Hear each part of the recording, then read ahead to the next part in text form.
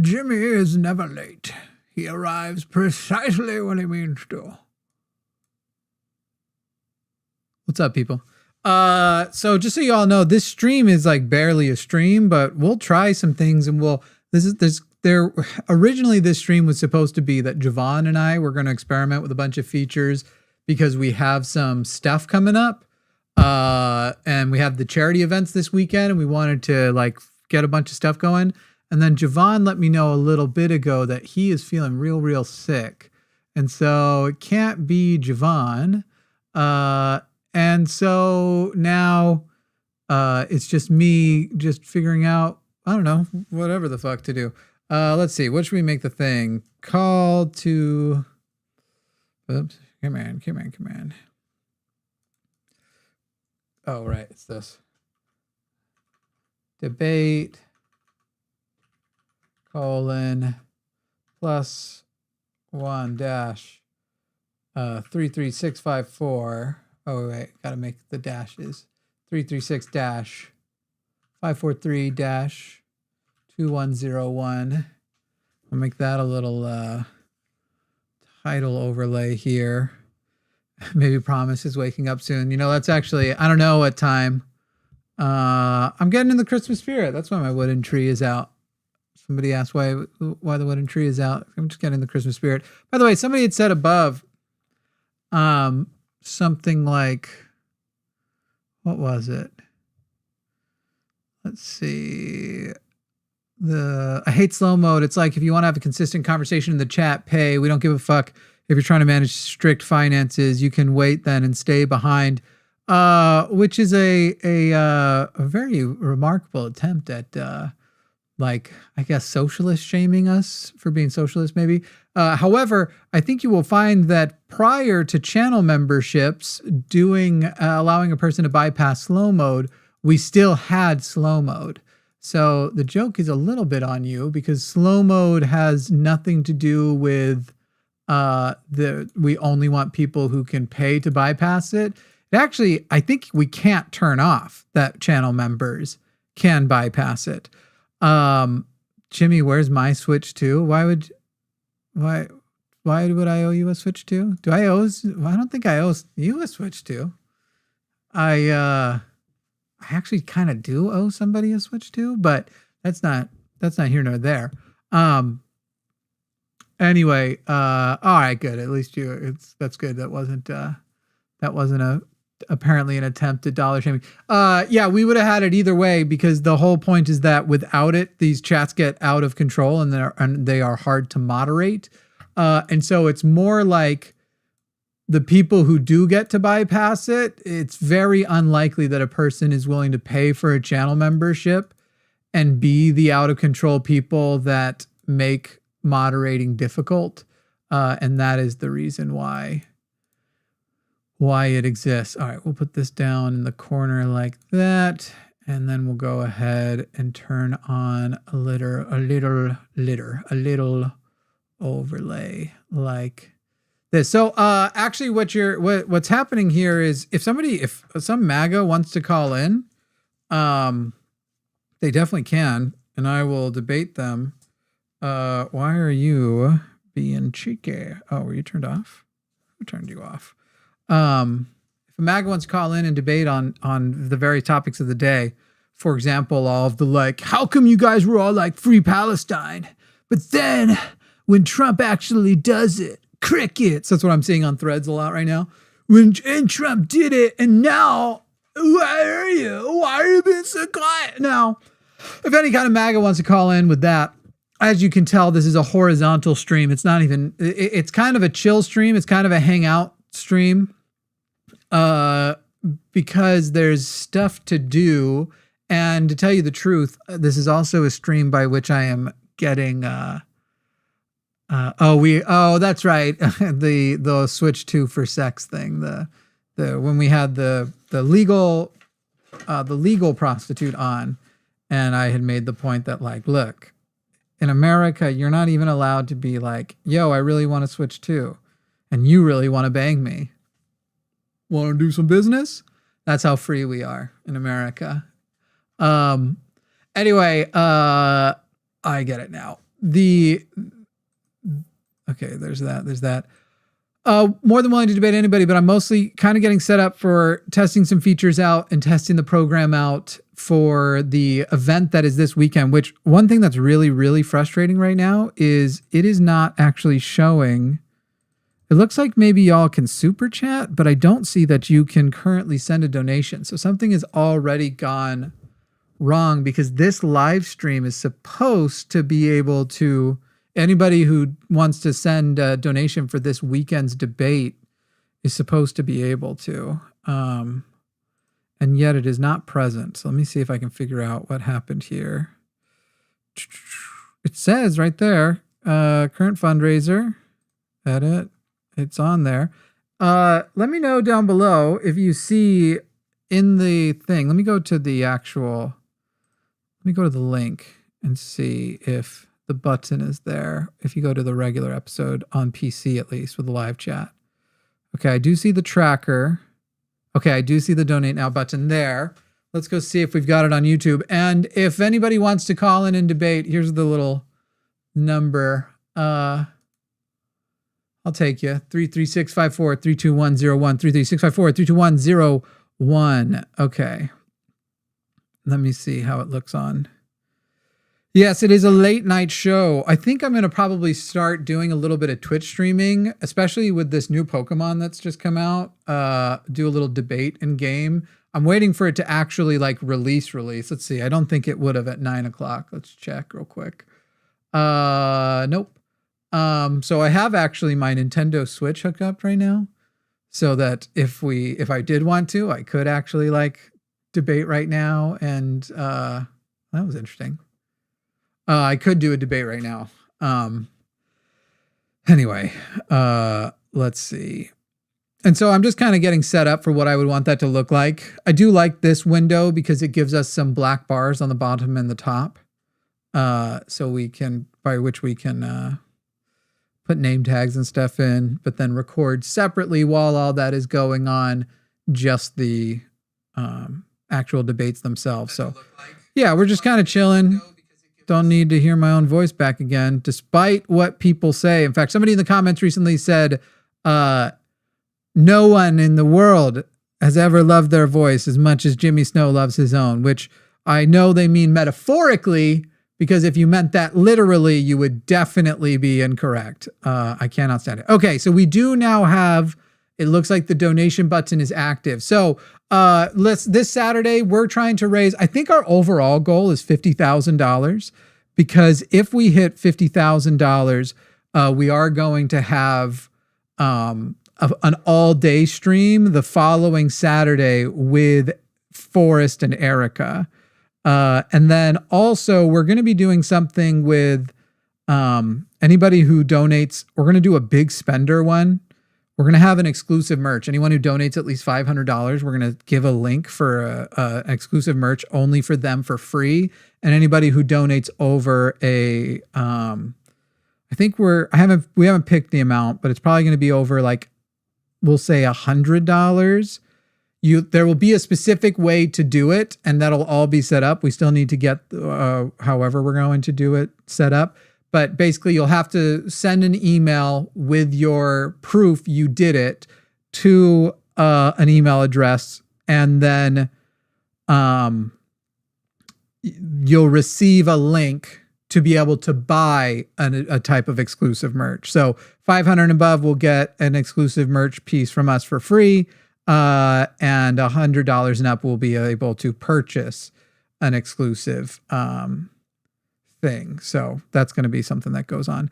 Real quick though, can we just make sure who wants to go ahead and donate? If you've already donated $100, over $100, you'll still be able to email it. As long as it's to this campaign, it's not going to matter when you did it. Once the email thing is unlocked and people can do it, you're going to be able to, as long as you send the screenshots and the proof that you did it, which should be in your email anyway, we just do a quick verify, and then you'll get a link to, again, purchasing.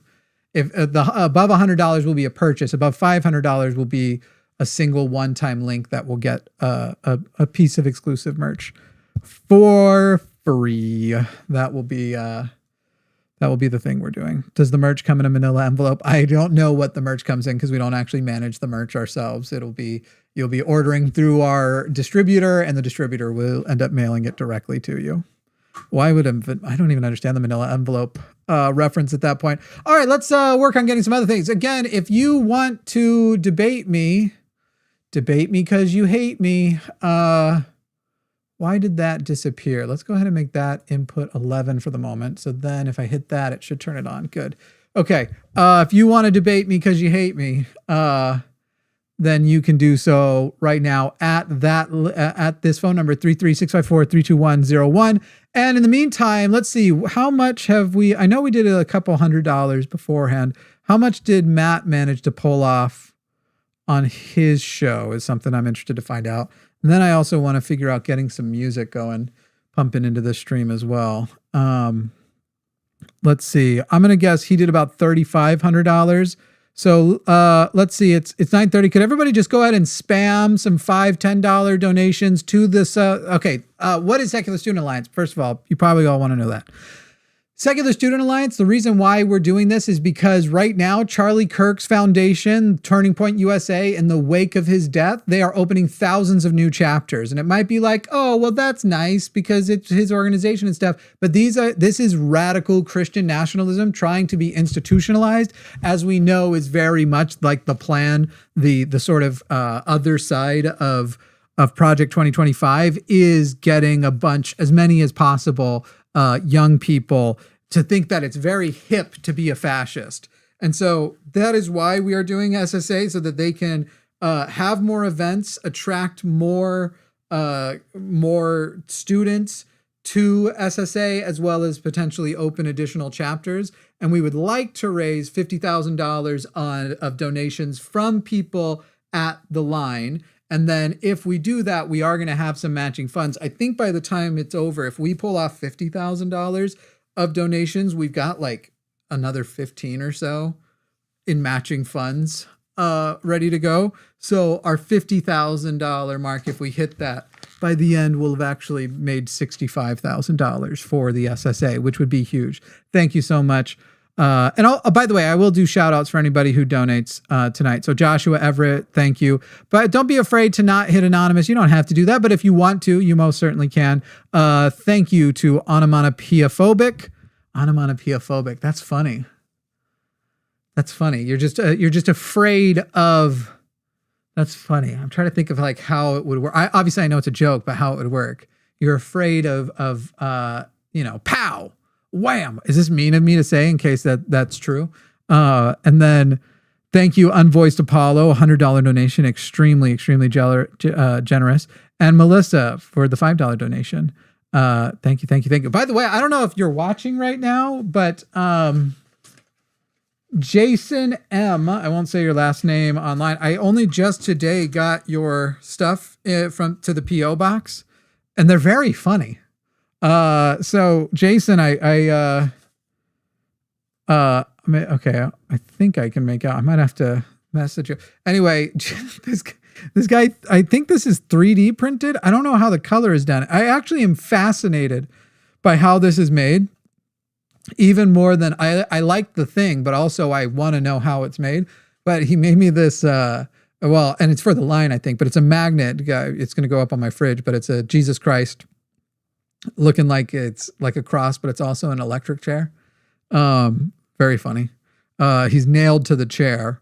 There might be more to it than I understand because I'm not brilliant. But anyway, it's very funny. And then he also made some deconstruct, kind of like the coexist things. And I got to tell you, I don't even know what all of these symbols mean. I assume this like D with the window is like Catholicism, just because it is like very. I like the red one the most, by the way, because red's my favorite color. But I don't know what. Does anyone know what the like? I'm like the O. Are we saying people should deconstruct from being pirates? Because I'm fully. Does anyone know what religion a pirate wheel represents? Because I actually don't know. I don't know at all. All right, let me just see real quick what all was happening. It says, oops, something went wrong. I have no idea how to fix that. I would guess you probably need to delete your payment method and replace it on Google. Thank you, Vern Endelencia Trintricle. Vernon Dale Dallin Cientariactal. So thank you. I have no idea, Papa, how you've super chatted. I have no idea. Because maybe that's the one you get for being a channel member. I have no idea how you're super chatting, because super chatting shouldn't even be an option right now. It should only be donating. But thank you. I assure you, by the time this is all over, having already donated $100, and then the times that I do matches, I will more than cover all of the things that come in on supers. And we're donating all the stuff from that one show the other day. But anyway, this was cool. These are cool magnets. Thank you to the person who sent these. I love stuff like this. I'm sorry if it took a long time to get to us, but it's the way the cookie crumbles. Hey, if you believe in God and you think that God's great, why don't you go ahead and hit, let's find out. Should college campuses have organizations that promote atheism, skepticism, and science? We'll just do yes and no. And I want to see if anybody in chat says no. I'd love to hear them call in and actually defend that whole thing. That would be what I want to know, how you would say they don't, especially if you do think that Christian or religious institutions should be represented. But if you somehow think that they should, but atheist organizations should not be represented, boy, that would interest the heck out of me. Is there any chance this can lift higher? Not much. All right, this is going to be interesting. It's going to be interesting. I set up a screen over here that's closer than the old screens I had off that I could barely make out. So when the time comes that we can play some, by the way, I just realized something. Will this look correct? Oh, good. Yeah. Okay, cool. I didn't. So this is the kind of thing I always annoys me when people don't do. Imagine if I had set up the screen on the other side and then I go to play the game, and if it was set up like this, would this not annoy the shit out of you?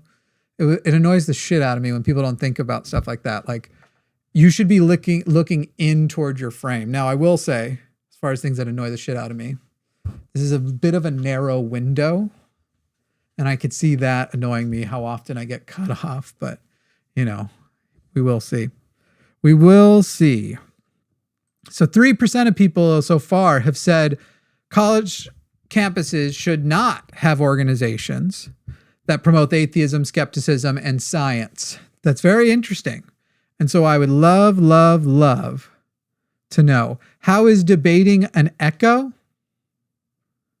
Judia, why don't you call? If you want me to hear somebody, I assume it's a very funny accusation. And these people, they're always very, very brave in comments, unless I'm misunderstanding Judia. But Judia also wrote chamber, implying an echo. So Judia, you'll notice down below here, oops, let me go back to you'll notice right here, that's a phone number you could call right now, and you could breach my echo chamber, and you could literally, this thing that you are complaining about doesn't have to be a thing. It doesn't have to be a problem, since how can I be in an echo chamber if you are allowed to speak? So I was challenging the guy who said if. I'm still very, very confused. I think Judia might be on our side and was addressing a commentator. I don't know. I was challenging the guy who said if what? Judia, if you're off of our side, if you're not on our side, you can call in and break my echo chamber. You can breach it. But in the meantime, let me see real quick. Oh, Judia was joking. Okay. Hey, you don't have to stay at the computer or something, but would you set up call screening just in case we start getting some? Because usually that just means I will screen as we go. All right, let's do this. Let's also set up. This is frustrating. The screens are not in ideal orientation at the moment. We're going to add a little black bar. We'll go color, bada bing, bada boom. And that's good. And we will overlay it in a way that's going to be obviously terrible at first. Then we're going to pan it down. Yes. Oh, we should have overlaid it as a overlay 2. Because overlay 1 should stack above, right? Oh, no, it doesn't. What do you got to do? Overlay 4? Oh, that's annoying. And then come back to here and just pull that down just a smidge more. Something I like the look of. And then once that's done, so interesting. If that has to overlay, I don't like that at all. I don't like the way the overlay system works. I thought it stacks in reverse, and most of people have no idea what the fuck I'm talking about, so I'll stop being annoying about it. But I do need to get another thing right. We'll just do that one, and we'll have this one start to say like on the line and colon and and then I can just change it when calls come in, if calls come in. But if they don't, I will just handle what's going on. Let me see what my partner said.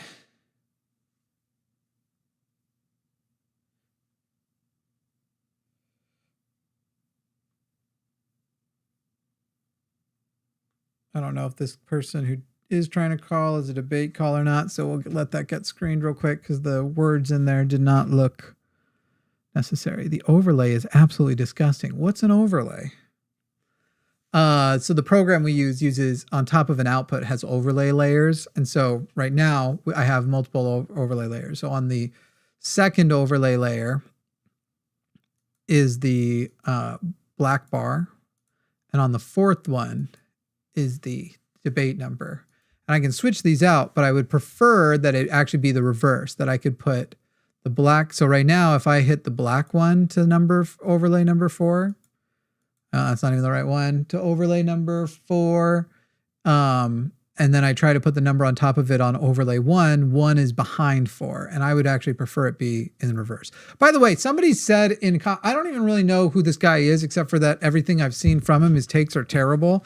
But I do not appreciate the physical resemblance, sort of. People have pointed out seeing a type of physical resemblance between me and an awful creator named Asmongold. And do I see it also? Of course I do. Of course I get it. But just shut up. Shut the fuck up. Like, I hate it. I hate that every now and then now I'll catch a glimpse of myself and I'll be like, I feel like I look like that asshole now. Well, he's, I guess, my evil twin, though I suppose his audience would think I was his evil twin. But I think I'm not evil. Gosh, I hope so. I really, really hope so. So maybe I just go back to using this thing for my caller names. And then we just come up here and we put that as input 11. And we change this part. Why don't we do like a little zoomy zoom? Like I said, we're getting up something set up. I do have calls apparently waiting, so we'll check those potentially in a moment once they've been screened here.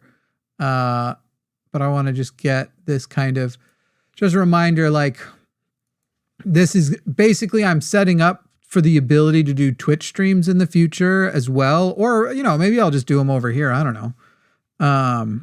Let's see. Did anybody? Yeah. I guess he said something kind of based today. Am I using that word correctly? I guess it was, I had said this is what I see. Basically, what I'm aware of him is on Reddit, and the absolute lengths he will go to try and destroy Hassan. I get the vibe he's I guess somebody can tell me. I get the vibe he's kind of like one of those people who say, I'm just like what a liberal used to be like, but things have gone too crazy and too far with them trans and stuff. I get that impression. Thank you for the donation to the Secular Student Alliance from that anonymous donor just now. I get that kind of vibe from him.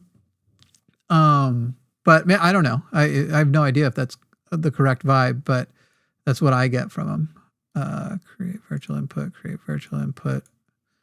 and let's do another one. Create virtual input right there. Let me get my number back up on the screen here while that's happening.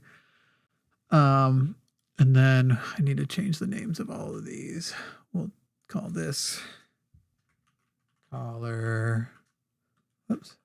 caller space Control A, Control C, then 1. That way I can just quickly change these others. This just helps the back end when it comes to production. I kind of want to get some music on here at some point too, but it may be that we end up more with debate callers since they're apparently lining up. Oh boy. Let's see. I'm probably, Frank, I'll probably get to your call in a moment, but I got to tell you, I don't think we'll be going very long on non-debate calls because I'm just not as interested in non-debate calls. Okay. Title editor should be set up to where you can change at least for callers 1 through 4.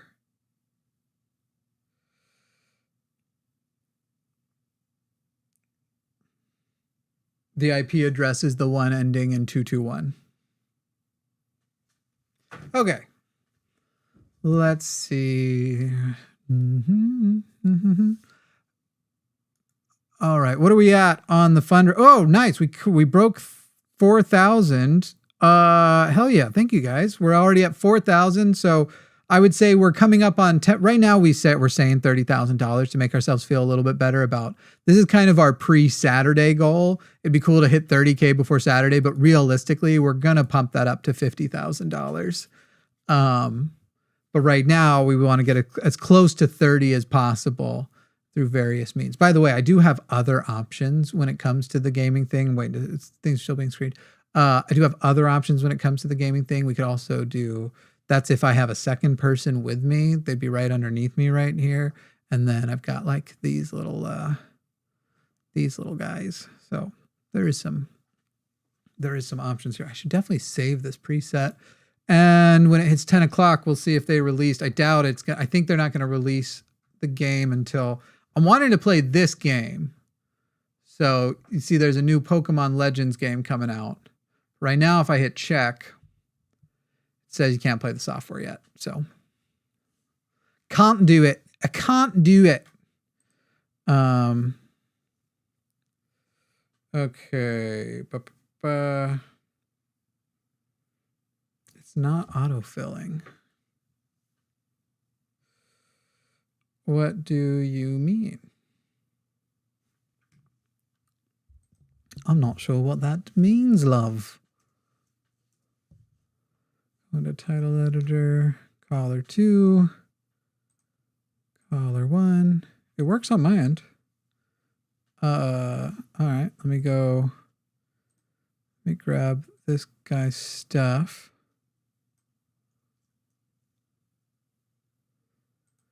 Bum, bum, bum, bum. And it's kind of a weird question, but we'll get to it here in just a second.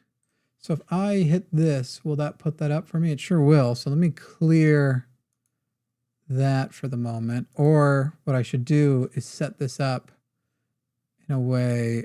Oh, wait, that didn't update. Did I hit the wrong one? No, okay, I just hit the wrong one. Okay. So if we do it like that, and then I want the debate number up on the screen still. I guess the better place to put that debate number would be up in the top right. Maybe I want both options though. So maybe I should create virtual input. Y'all are going to see how the fudge is made. I hope it's very interesting to you. And yet I suspect, and maybe even know it's not. Position, we'll move that up to the top nearly completely. I don't know that it needs to be that big. Put it right there. I always just tend to think a little bit smaller is going to really be just a more convenient for everybody. That's what I've heard anyway. Okay. So that could be up there. And this could be here. And I think we should be off to the races. Let me double check my call system and make sure that it looks like callers are going to be able to hear me. We'll find that out here in just a moment. Test, test. Nope, that's not the right place. This would be the right place. Microphone, test, test, test. Cable B is not coming out, which means I need to come back to vMix and go down to my microphone and enable bus G. So now if I come back to the call system and I hit that icon and hit microphone, yes, I can see my audio is pumping in. Therefore, the call system should be working. Are you all enjoying watching the fudge? Back in my day, we had 150, and that was plenty for everyone. I don't know if y'all know the guy, Austin Johnson. He's currently the guy who plays Trump on... oh, shit. Did that not work? Let me look. He's the guy who currently plays Trump on SNL. Yes, it did. He's the guy who plays Trump on SNL right now, and I had actually seen him years before he did it, and he had this whole like impression thing he would do. He goes, you know, back in my day, you would have 150, maybe 151 Pokemon. You know, you get your Mew. Now there's Mewtwo, and it is a bad deal. You want just a Mew? I'm good with a Mew, but they insist on Mewtwo. And so, yeah, you are correct. You are so correct. At least you know not to do dead air, Jimmy. So many who do tech live go silent. I think, in fact, real quick, sorry to the caller.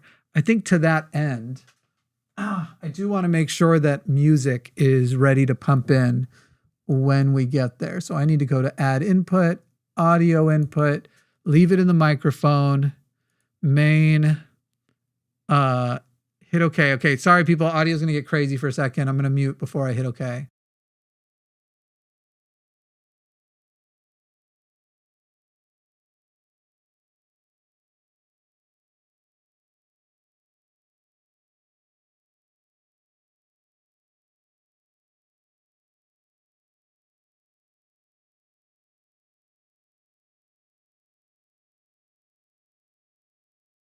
So funny that I had to say, I'm going to hit mute. We're talking about dead air, and then I literally just like dive at the dead air. Okay, so now that's done. I need to go ahead and come here to Spotify, find me an Epidemic Sound playlist, because that's who I have. Epidemic Sound. I can just use Spotify. Where did all my good ones go? There it is. Epidemic Sounds. No. That's not who I wanted through. Let me see. You know what? Why don't I just look at my library? And I have top songs, possible intros, upbeat. No, can't do those. Can't do these. Where did my Epidemic Sound Spotify list go? Well, this is annoying. This is really, really, really annoying. But can't stop talking. Can't have dead air. It's the worst thing. It'll kill you. Dead air will kill you. Top songs to check out. No. Boops. Bops. Did Epidemic take all of their shit off? is what I need to know. Epidemic. Okay, wait. Here's epidemic sound. Okay. Newly signed, now trending. We'll just do now trending. And now, before that goes crazy, let me turn its volume down. General, we'll take it down to here and just hit play. Okay. Seems like that's playing. I can't really tell.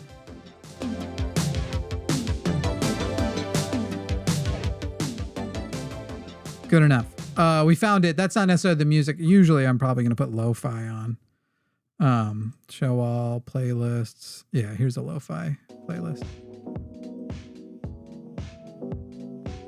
I feel like I'm hearing it twice.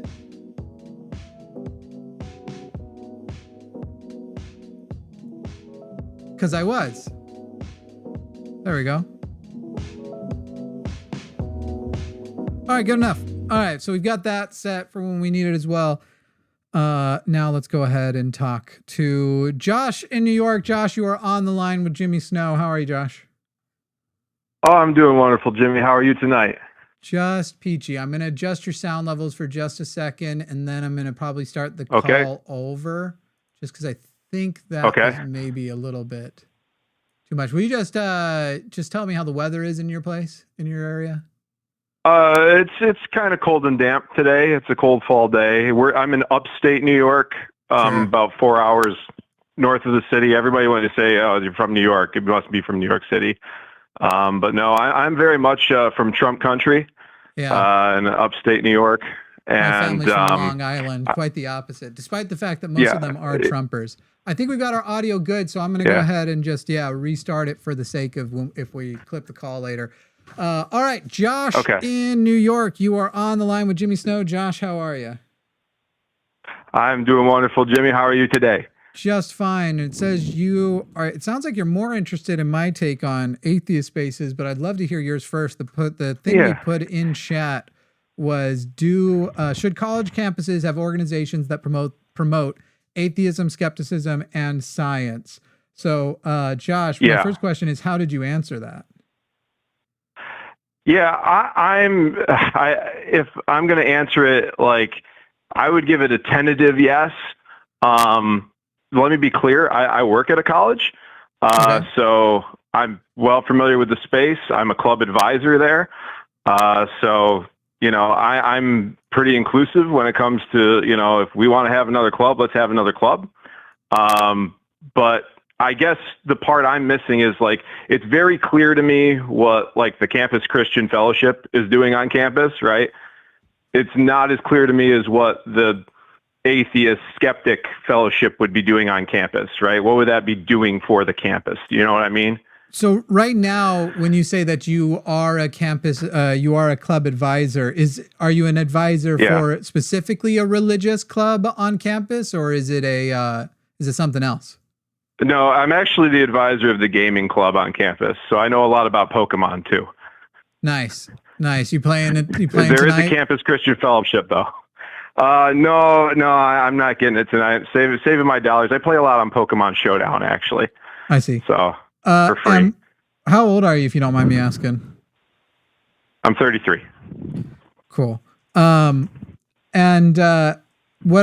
guess you're not. I'm not going to ask you to dox which college you're in, because obviously now we've got enough information that I'm sure someone could figure out which Josh. But your institution does not have a secular students alliance already? It does not. It does not.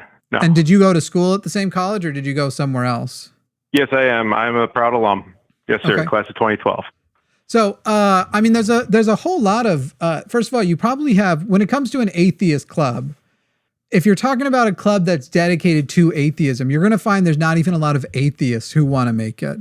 So when it comes to the secular student alliance, it's not as though they're all getting together and bonding over the God they don't believe in, because not believing in God means virtually nothing. And so generally you're going to have something like Secular Students Alliance is actually about building inclusive communities and letting people produce or represent their identity. but keeping to a both secular and more humanist framework. And so secular humanism would be the thing that I think is the main product of the Secular Student Alliance. And essentially, when it comes to your own representation, who should be there and who shouldn't, it's going to come down to, do you have a secular reason that is justified in excluding somebody, as opposed to like a religious reason, which can be very much like, well, my book agrees that those people are garbage, whether it's justified or not. Right. Yeah. I guess my question then is, if you have this space, because we do have like a gay straight alliance, we do have a black student union, a Hispanic student union, like represented for students of color, and we do have a fair amount of students of color at our campus, even though, you know, we're, like I said, upstate New York, it's a pretty white bread country. But we do have these representations, and for some of these clubs, it's like visibility is a problem for them, and they're not able to. It's like if anybody asked you, went up and asked you, hey, what does the Black Student Union do? I tell you 9 times out of 10, people are going to say, I don't know, right? Black students go there? I don't know. And it's, if you say, well, you're a part of the Campus Christian Fellowship, what do you do there? Obviously, we worship Christ, right? Have, you know, Christian themed meetings and, you know, talk about our faith. So it's pretty obvious what we do.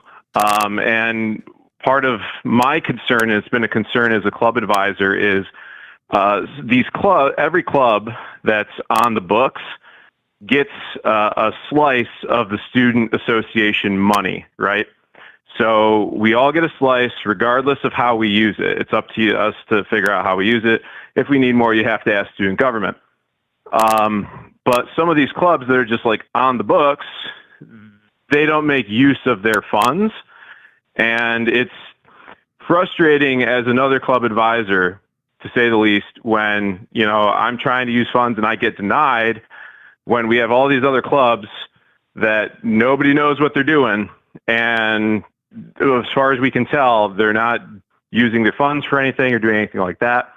So I feel like the Atheist Skeptics Club, while I'm all about, you know, humanism and promoting all that stuff, I voted for Bernie Sanders twice. I'm going to tell you, I'm not MAGA. I come from a MAGA family, but I'm not one of them. But as far as that goes, like, I don't know what it could be doing, right? It's one of those things, like if somebody said, hey, are you part of the Secular Humanist Club, and what does that do? And I imagine I'm going to get some shrugs, you know? Sure. So let me ask you this. As a Christian, do you have atheist friends? I do. Mm-hmm. And generally, do you feel like they like you, you like them, there's not much of a problem? Yeah. You got black friends? Mm-hmm. I do. Yep. Same thing? They like you, you like them, not much of a problem. Yeah. Sure. Queer friends? Yep. Cool. Same thing. Everybody I'm a likes fairly everybody. Tolerant fellow. Yes. Sure. Yeah. Yeah. So the answer to your question about like what things are going on is, you currently are a Christian who live in a Christian society, and will find that you are most often broadly accepted even by those people who don't agree with you. That as far as like even in our spaces, the online, anybody who's a humanist, I have very little to actually argue with about. And I collaborate with progressive Christians because they are humanists. So it isn't actually the basis of their Christian label, but actually their beliefs and their deeds. So you, as an atheist, as a theist, as a Christian, well received. Josh, I'm going to go out on a limb and guess that you're probably white, or at the very least, you're not black. That's a good guess. Okay. And I'm also going to guess that you're straight, right? That's a good guess. And cisgender. And cisgender, you got them all. I hit all the big markers. Yeah, sure. Dominant So culture. I've got a. Did you say you were 31 or 32? 33, actually. 33. I turned 33 back in April. Okay, not a great year for Jesus, but I bet it'll be a great year for you.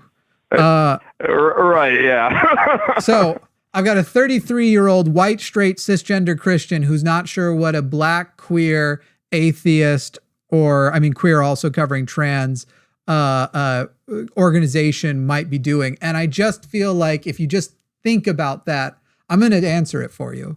But if you just think about it, I bet you could guess, because the number one thing these organizations are going to be doing is community. So in other words, hey, you're on this campus, you're a Black person. Black people face a different set of challenges in society because they are not the default, highest esteemed by the country, taking care of the most country. So you can come here and have people who have that thing in common with you that you'll be able to talk to. It's finding community, right?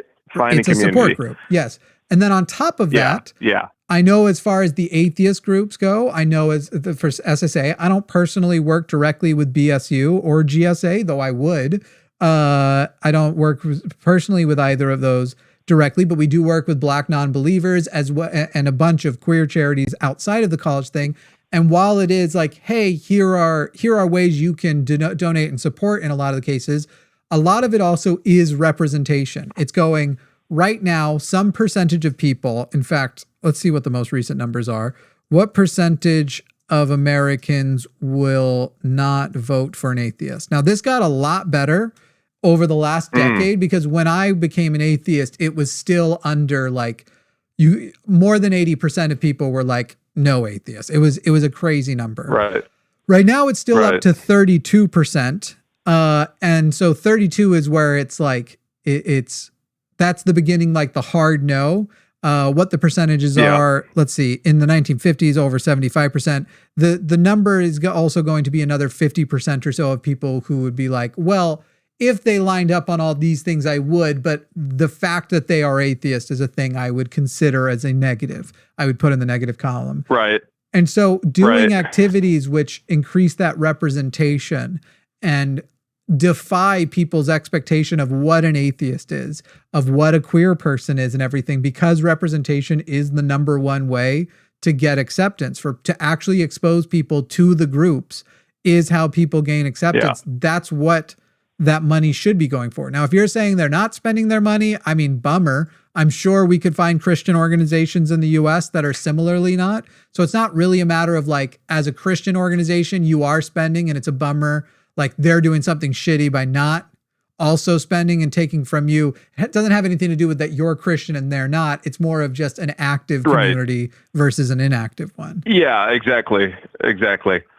And I think, to have that sense of fellowship, if that, I'm sure that's important, to anyone from a minority group, certainly. So, like I said, I'm all about that. It seemed like when I read it, on the chat, like it seemed a little vague to me. And I was just dealing with literally today at work, like this club budget thing, and having, not my club, but a club I'm associated with through another colleague. They got denied funding, and it's like, hey, it's like, what are we doing with and there's, besides that, Jimmy, like there's non-active clubs, and then there's just clubs that just don't exist anymore, but are still on the books. So that's a different story. Sure. That's all bureaucracy that should be seen to and everything. Yeah, I know but I will say when it comes down to it too, at the college level, there has to be something in place that goes like, okay, the 40th white Christian male club of a different name, we have to consider how many of these we're going to have, because if everybody is sharing from the same pot, we're now diluting the minority group's money by these expansions. So I can't speak to whatever you're describing is happening with that group that you're frustrated with getting denied. Surely there has to be a system in place that says, how many times can this group be represented? Yeah. Yes, there is. And that's regulated by student government and other things as well. But no, I see where your point is. And this is more of like just a convince me that this club matters kind of thing. And I get it. Like I said, it probably wouldn't be a club I'd be joining. But I understand if other people would be. That's a bummer, honestly. Like I think progressive Christians, especially, which it sounds like you are one, should join secular student alliances, because secular humanism and secular government are actually way better for religious people. The only people who benefit by living in a theocratic state are the people who are a part of the precise and approved inner group of that specific religion. So even if, like, if you imagine Nazi Germany would have had a Christian state establishment, but you wouldn't have likely been accepted by Nazi Germany because your views that would have still been in conflict with them, even as a Christian, because you wouldn't be the right kind of Christian. So secularism is most beneficial to religious people. It's like why, you know. Yeah, I'm totally about the separation of church and state, right? I don't try to let my faith govern my politics. Like I said, I'm pro-choice, even as a Christian. You know, and I'm not here to argue abortion with you either, but like, because I respect that other people don't have the same faith as me, and they're not making that decision based on faith. So, and that's fine. You should have that right in this country. But do you want to discuss why you have that faith? Because that could be fun. Yeah, you want. It's more of a personal thing for me, you know, and it's like, it's difficult because, you know, in my life, I've been faced with difficult decisions regarding abortion personally, and it was a very difficult thing for me. We don't have to talk about the abortion topic at all. I'm saying, do you want to talk about why you believe in Christianity? With Christianity and stuff like that. Sure. Yeah. You know, we can go down that road. That's fine. Cool. I didn't know how much of a red pepper this one was going to be for you. You know, I listened. By the way, I'm a huge fan of your show. I do listen. Do you have any good qualities? Caller, but long time listen. Yeah. What's that? I said, do you have any good qualities? You said you're a huge fan. I was saying we don't have to list our faults. Yeah, I just know when the MAGA callers go off and like you're like muting them and stuff, and you know, I'm just like cocking my head back laughing. Somebody put it good in the comments the other day. As long as they speak with substance and on topic, I will let a bigot say pretty bigoted shit until they hit slurs. Like, you can come on and say your whole piece as long as it's on topic. You're actually answering the questions. And most people will find, like, if I'm asking you a series of questions, let me finish them, answer them, I'll make my point, and then you're gonna get to make your point. It's this very frustrating, like, just have substance. But they try to gish gallop a point, you know, and all that stuff, or spend the whole time complaining about whether they're getting cut off when they're being cut off once they've lost any attempt at substance. Arguing about the rules rather than the substance of stuff. But yeah, I could talk to you about the faith a bit, you know. I'm sure that's probably where you and I have the disagreement. Right. You know, as a personal matter, I know you grew up Mormon. I grew up Roman Catholic. Born and baptized in my local church. I am not still Roman Catholic. I actually converted to Dutch Reformed Protestantism. Long story short, I hope? yes. Okay. That's there's much less of that stuff. And I wasn't thrilled with how they were handling that either. The Catholic Church out my way in New York, Western New York in particular, Diocese of Buffalo, the bishop was calling for parishioners to give extra money to the collection to pay for pedophile priests' legal bills. Yeah. As if we're paying for the sins of other priests. It is almost like their response, much like Donald Trump in trying to bury the Epstein files. The number one explanation when one Occam's razors it is that they are pro pedophilia. Yeah. And it does seem to give off the vibe of, here's what you would do if you are pro pedophilia. Sweeping this stuff under the rug. And my faith was shattered as well when I heard that my bishop, who had confirmed me at 11th grade in the church, he admitted before he passed away to covering for pedophile priests, like running cover for them and letting them continue to work in the priesthood even when there were allegations brought up against them. He swept that under the rug. Yeah. So Great, you know, that great call leaving them for sure. Like big time. yeah. Now, I mean, the obvious. Actually, and I just want to say this too, Jimmy, real quick. The final straw, actually, for me, it was that they turned their back on me as a church organist. I'm a classically trained pianist, and I work at the church as an organist. Sure. And the priest screwed me out of my paycheck and lied about it. And when you tell the story in the me, future, so. When you tell the story in the future, just Yeah. make it that you were tired of the pedophilia. I'm not trying to be a jerk, but that was the better answer that I was getting away from the pedophile church. Well, I mean, look, I'm not denying that's a problem. Sure. But I mean, I'm going to be honest with you. What they did to me, it was the last straw. You know, Sure, it's a systemic problem. But there's also, you know, the fact that my family's still in that church. I was born and raised in that church. There's good friends of mine who are in that church. People do miss me. I see people come up to me on the street, in the store, and whatever. When are you going to come back, Josh? When are you going to come back? You know, and it actually hurts to see see them sad about me going. And there's kind of that familial root there within the church. Mm-hmm. You know, that I think we talked about having a space to bond with kinship. And just like on a college campus, you know, for me, it was in that place, in that parish in particular. I think you're identifying one of my problems that with was important to religion me. The contingency of community. The contingency is of that community conformity, and that even the fact that you are not in that community, not because you've stopped believing like me, but now you believe a little different, and you don't want to be drinking the wine prepared by the pedophile priests. That is what is making that makes it feel so separated. I mean, with Mormonism, there's such a cult that it's almost like, what'd you expect?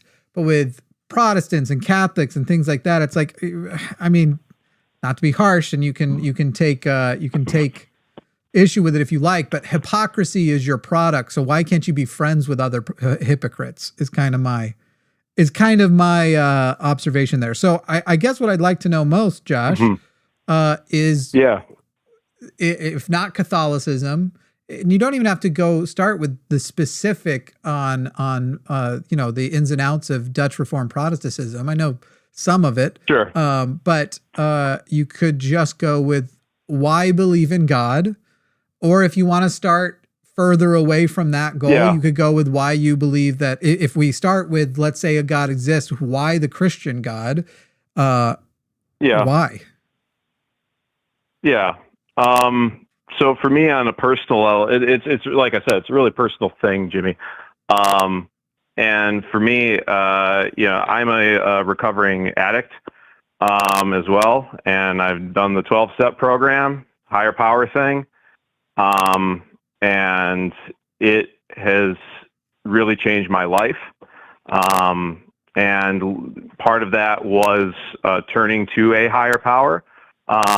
And I turned to the higher power that I have been familiar with since birth and grown up with, which is the Christian God, and looked to that higher power to help me get through that time in my life to live in recovery. And I give a lot of credit to my higher power to helping me through that, as well as, you know, the group of fellows that I was in that helped me stay accountable. So that's really where my faith comes in, is, having that higher power to anchor me, you know? Sure. So I have some questions. I guess the first one's more of an existential question. If your God doesn't exist, does that mean you didn't recover from your drug addiction? If it comes to clarify, if it comes to pass that God is not real, then did I actually recover? Is that what you're saying? Essentially, yeah. Have you recovered whether the God exists or not? Let's go hypothetically. You find out he didn't. Would time change, or would you have still recovered from drugs? I would still have recovered. Yeah, I would say so. Okay. So let's just say, let's live in that hypothetical world. Then what was it without that God existing that allowed you to recover, even though you were relying on the idea that a higher power existed. I'm sorry, can you say that again, Jimmy? If God isn't the explanation, what is? Let's say you still did the 12-step program, you did it all, everything as you did, but today you realize God doesn't exist. What would the explanation be for why you were able to recover? That's a good question, Jimmy. Sure. I can propose you my answer, and you can tell me if you think I'm wrong. Well, let me give you this before. I'd like to hear your answer, but let me give you this. I want to be clear that I do not solely square it on God as the sole reason I did recover. I believe it's rather multifaceted recovery for me. That yes, God to me and my higher power was a piece of that. But it's also, like I said, fellowship of people in the program, my sponsor, accountability team, parents, friends, other people who do know about the situation, all together, right? And I would say if you took God out of that equation, yes, I still have all those other pieces that allowed me to recover. Of course, my own conviction as well, right? My desire to say, hey, I'm done with this stuff. I want to get better, right? But I also believed in my own philosophy that you have to be willing to have God help you remove your defects of character. That's part of the step 7, namely. So if you don't become willing to do that and put the work in, God is not going to suddenly make miracles happen for you and you're just going to magically be cured. That did not happen for me, right? It was serious work. But my prayer, meditation, scripture reading, all that stuff anchored me and kept me grounded in recovery. So I owe a lot to my faith for that. Any chance you'd share the drug of choice? You're welcome to decline if you'd rather not. I'd rather not say. Okay. For me, it was Coke. And so that's going to be the approach that I come from. And I'll tell you, the belief in God, which had passed Mormonism by then, was probably just a shallow Christianity, is more what drove me to drugs than what pulled me out of it. But what you said was fellowship, accountability, friendships, parents, and everything. And so what I'm sitting here and left with as a person who's also recovered, I'm coming up on 15 years clean, no real significant relapse in that period of time. That's awesome. Just like maybe a half a backslide twice where it got close, but nothing significant, nothing that didn't resume back to normalcy the day after. To tell you the truth, of all the things I ever crave, I don't really crave Coke. I crave cigarettes every now and then. That's the one that's still, I'll wake up and I'll just be like, God, I want a cigarette right now. I understand.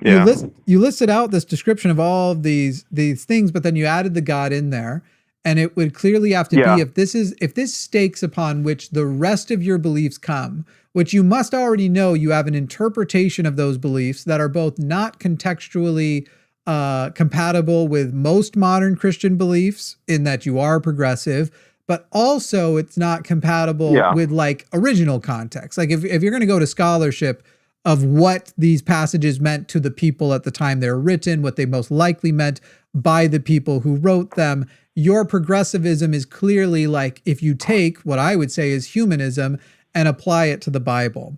So on my end, I'm hearing that the most important things were the non-God stuff, but there is an element of that God stuff that you still needed to be present. And I don't think any secular person is sitting here and saying, listen, you absolutely need to, you absolutely must do it. And just anything where the God part was, you have to get rid of. So nothing that's prayer-like or fills the same space that prayer spilled. Nothing that is, acknowledging your blessings or whatever. It's easy to just say you go with a replacement. For me, a lot of the giving up the power stuff. First of all, I didn't do the 12-step thing. I don't know if you're aware. The 12-step program is extremely ineffective. You are in a very small minority of people who actually have succeeded on it. The 12%, it's easy to remember because it's 12 steps, is the accepted success rate of the 12-step program specifically. I honestly didn't know that, Jimmy, but yeah, I'm grateful to be in recovery nonetheless. I'm not saying like go back and don't. Looking at the breakdown, it looks like 35 to 50% maintain a 1 year AA and 12 step. 35 to 50% is maintain at least a 1 year abstinence, but long-term abstinence is agreed across the board to be less than 25%, and best estimates are 12%. In fact, some say as low as 8%, 8 to 12. So you're in that small group. I'm glad you're sober too. There are secular versions, by the way, of that group. Sometimes they do it kind of silly where it's like, just pick something and that is now your higher power. So some people do a rock. But for me, I think that giving up the idea of self-importance, having a little bit of the ego die was important. And I think that's some of what you're describing, because I'm very staunch with a lot of people about, like, if there are two people in recovery and they're dating, I tell them all the time, I'm like, look, the thing I've learned is I had to get over myself and accept some realities. And right now, you two that are in recovery are either going to break up or relapse. Those are your options right now. You are playing with fire, and the odds that you are going to relapse are way higher because you are both addicts. And now one of you can set off the other, and the other will get taken with you. So there's a lot of those hard truths where it's like, you want to be like, I'm the special guy who did it, who I'm going to be the one who beats drugs, even exposing myself to those old friend groups, which was another thing I had to get rid of. Even people who weren't actively doing drugs at that time, but were just the kind of people that I would be around and the kind of events I would go to. You have to completely change the patterns in your life because brain chemistry is so strong. And the explanation of why this succeeded for you, to me, only actually works through a secular scope, and the fact that you then broaden yourself more to, like I said, a humanist style of Christianity, I think increases the chances that it became successful, because there does take not just a reduction of your own ego, but an acceptance of there are other people all of these things affect. And the more you do that, the less conservative you're going to become, which is the type of conservative Christianity is what's ruining America. I don't subscribe to that, but to me, I'm going, everything points Jimmy, to making most sense that you're having more success and people who are more conservative Christian have less success. That could be true. I think recovery is a personal struggle for everyone. And everybody does it a little bit differently. I know that from my 12-step group, not everybody has the key, right? It's a little different for everybody, as to what works best. I will say, if a secular person such as yourself or someone else came up to me and said, hey, you didn't need that God stuff, and hey, you can just keep living your life without that God stuff in it, I'll be like, okay, thanks, whatever. I don't need to listen to that. I knew it worked for me.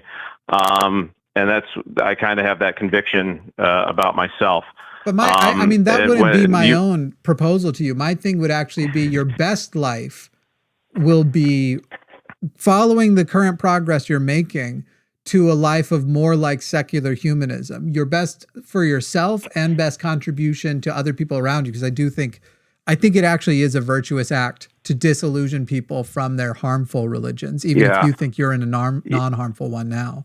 I think, and I don't, like I said, I don't want to put words in your mouth, Jimmy. So, you know about much more about the Mormon faith than I ever could. But you mention it as being a cult, Yes.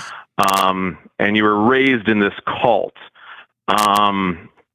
which again, like I said, I don't know the Mormons that well. I know Heaven's Gate call in Jonestown, and that's what I think of when I think of cult, right?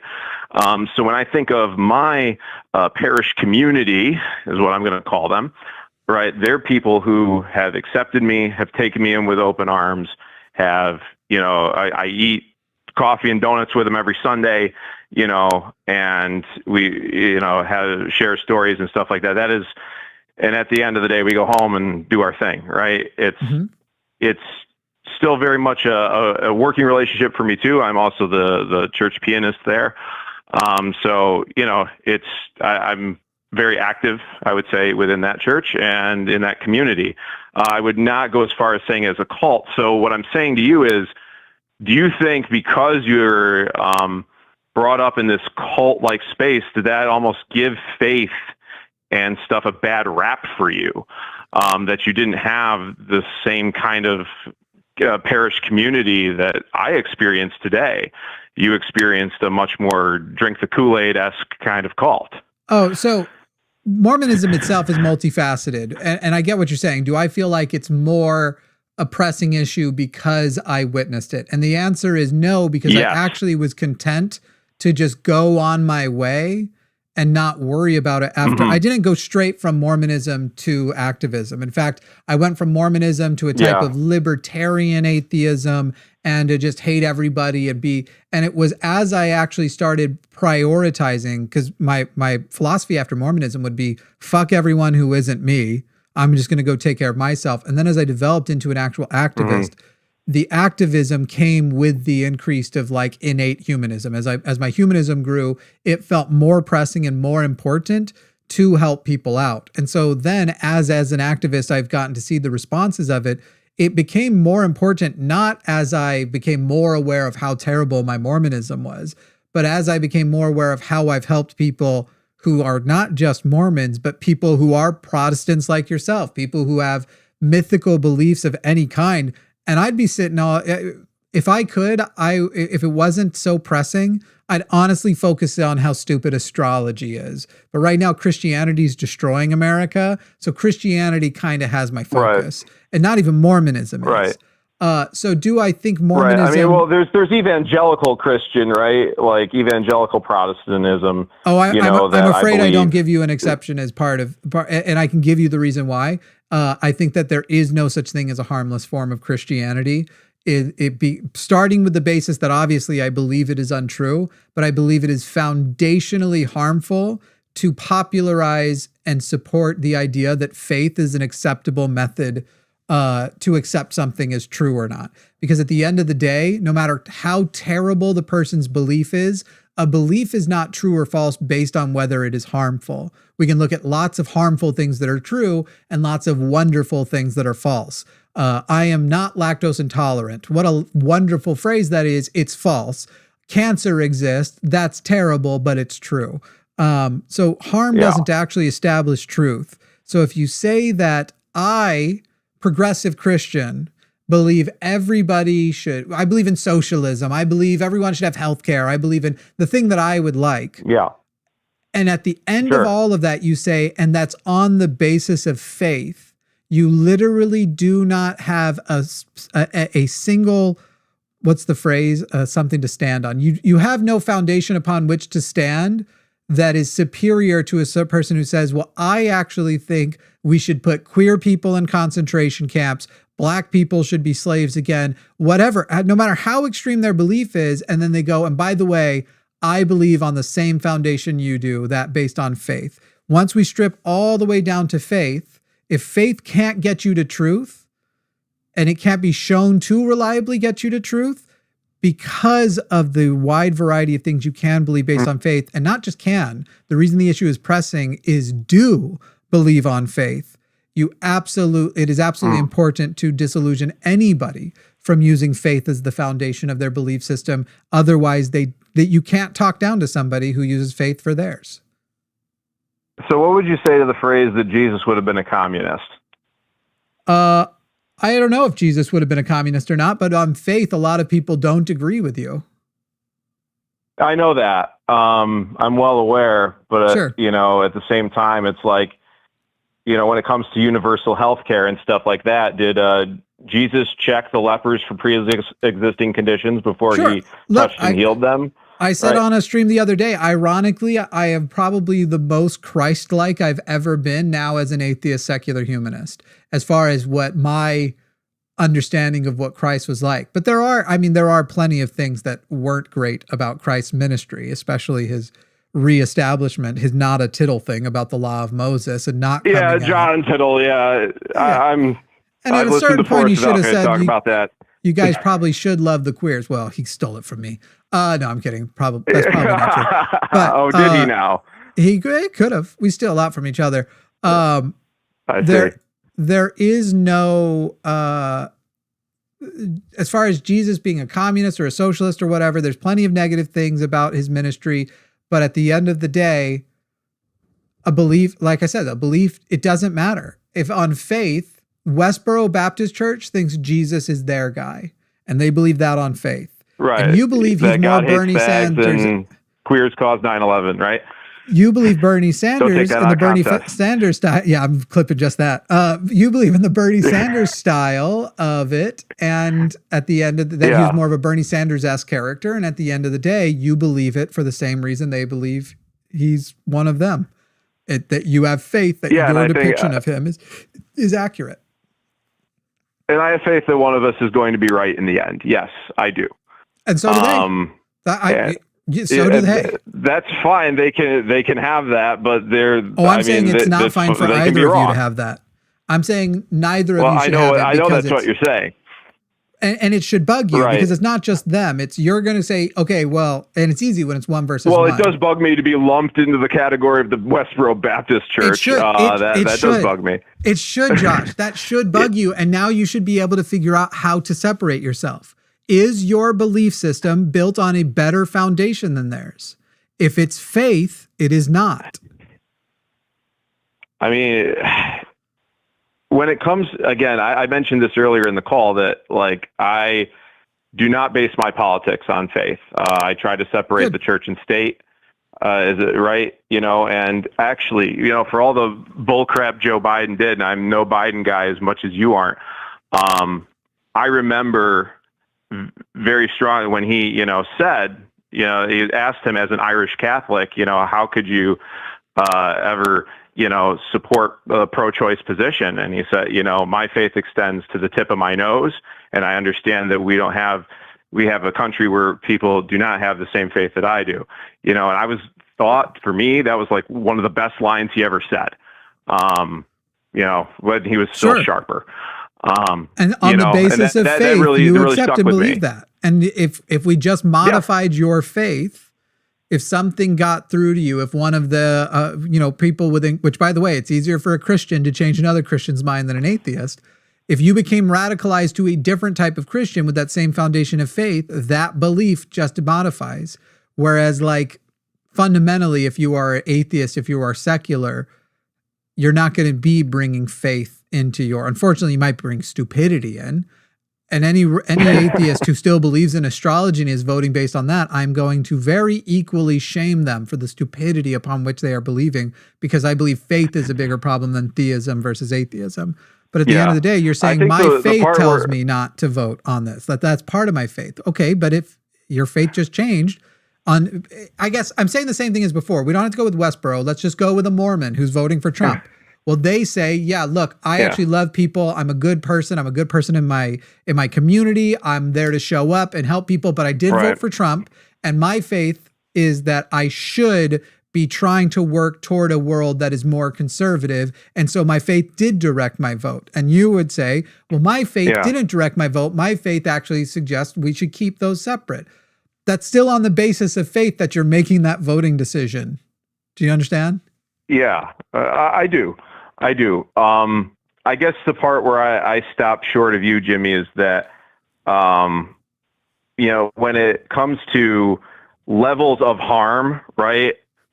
Voting for Trump, and I get it. Like if I said, hey, I'm a conservative and this conservative, my values from my faith tell me I got to vote conservative, no matter what batshit insane things this guy is saying. And yeah, he's an asshole maybe, but he's going to uphold my conservative beliefs. My faith tells me to do that. Right. And that is a huge problem we have in this country.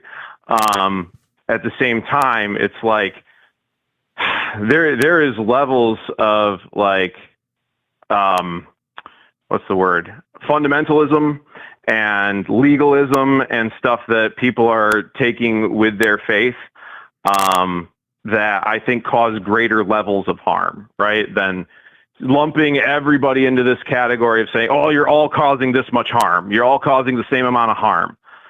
That's, I guess, where I stop short of, because I think in there's no way different did I levels say of you're harm causing the same amount. No way have I said that. I've said okay, foundationally. Maybe I misunderstood. Definitely you did. Foundation. You are pointing to the same foundation, and therefore you don't have the ability to, on your same foundation, challenge their beliefs. Because if you can resort to it's a faith thing, so can they. You're not anywhere near as high a priority to me of a person whose mind I need to change, except that you're on the phone with me right now. You are otherwise not, you are not a high priority to me.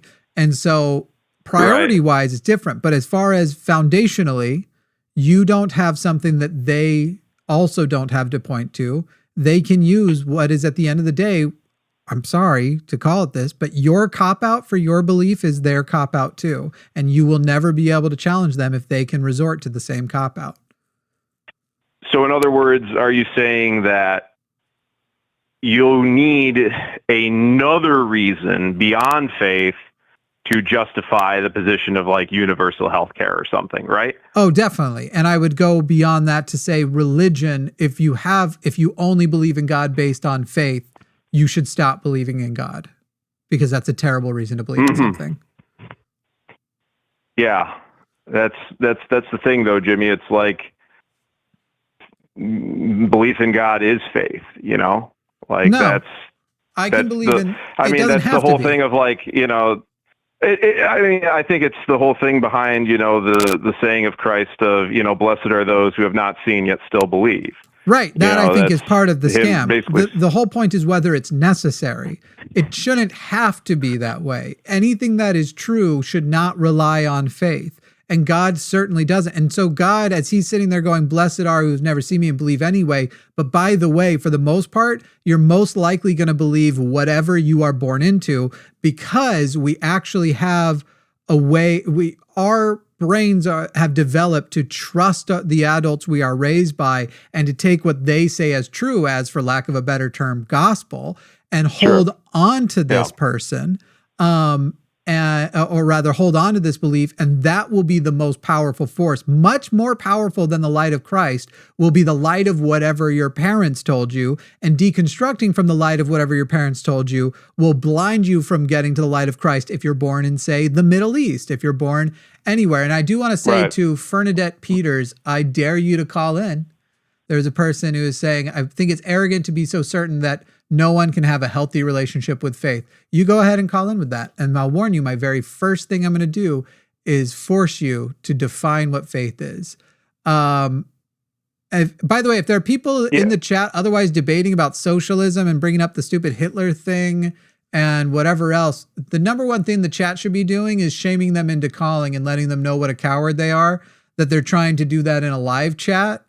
Did you know that Hitler was a socialist? It was called the National Socialist Workers' Party. I heard that. I've heard that before. Sorry, we didn't gather the live chat for Master Blaster, but Master Blaster, if your Master Blaster comes with some balls, why don't you go ahead and call in 33654-32101. I'm enjoying this talk, Jimmy, and I know you got to get to other callers, you know, and I do appreciate your challenges, you know, nonetheless. I think that's the one thing I want to say this before I go, that when I listen to your show, I listen to Forrest, I listen to other, Matt as well. And you've got callers that call in and be like, well, I have the proof that God exists. Well, I've got the evidence. And obviously it turns out that they don't, and they're just lying or something. I will never come on your show and tell you, I've got the proof for God. You know, I will not do that, because to me, like, the faith is the foundation of the religion. So I don't need the proof, because it's just, faith is just that belief without the proof. That's my definition of faith. So I'm not going to come around saying, yeah, I know God exists and here's why, boop, boop, boop, boop, right? You know, I'm just telling you what my faith has done for me in my life and why it's important to me.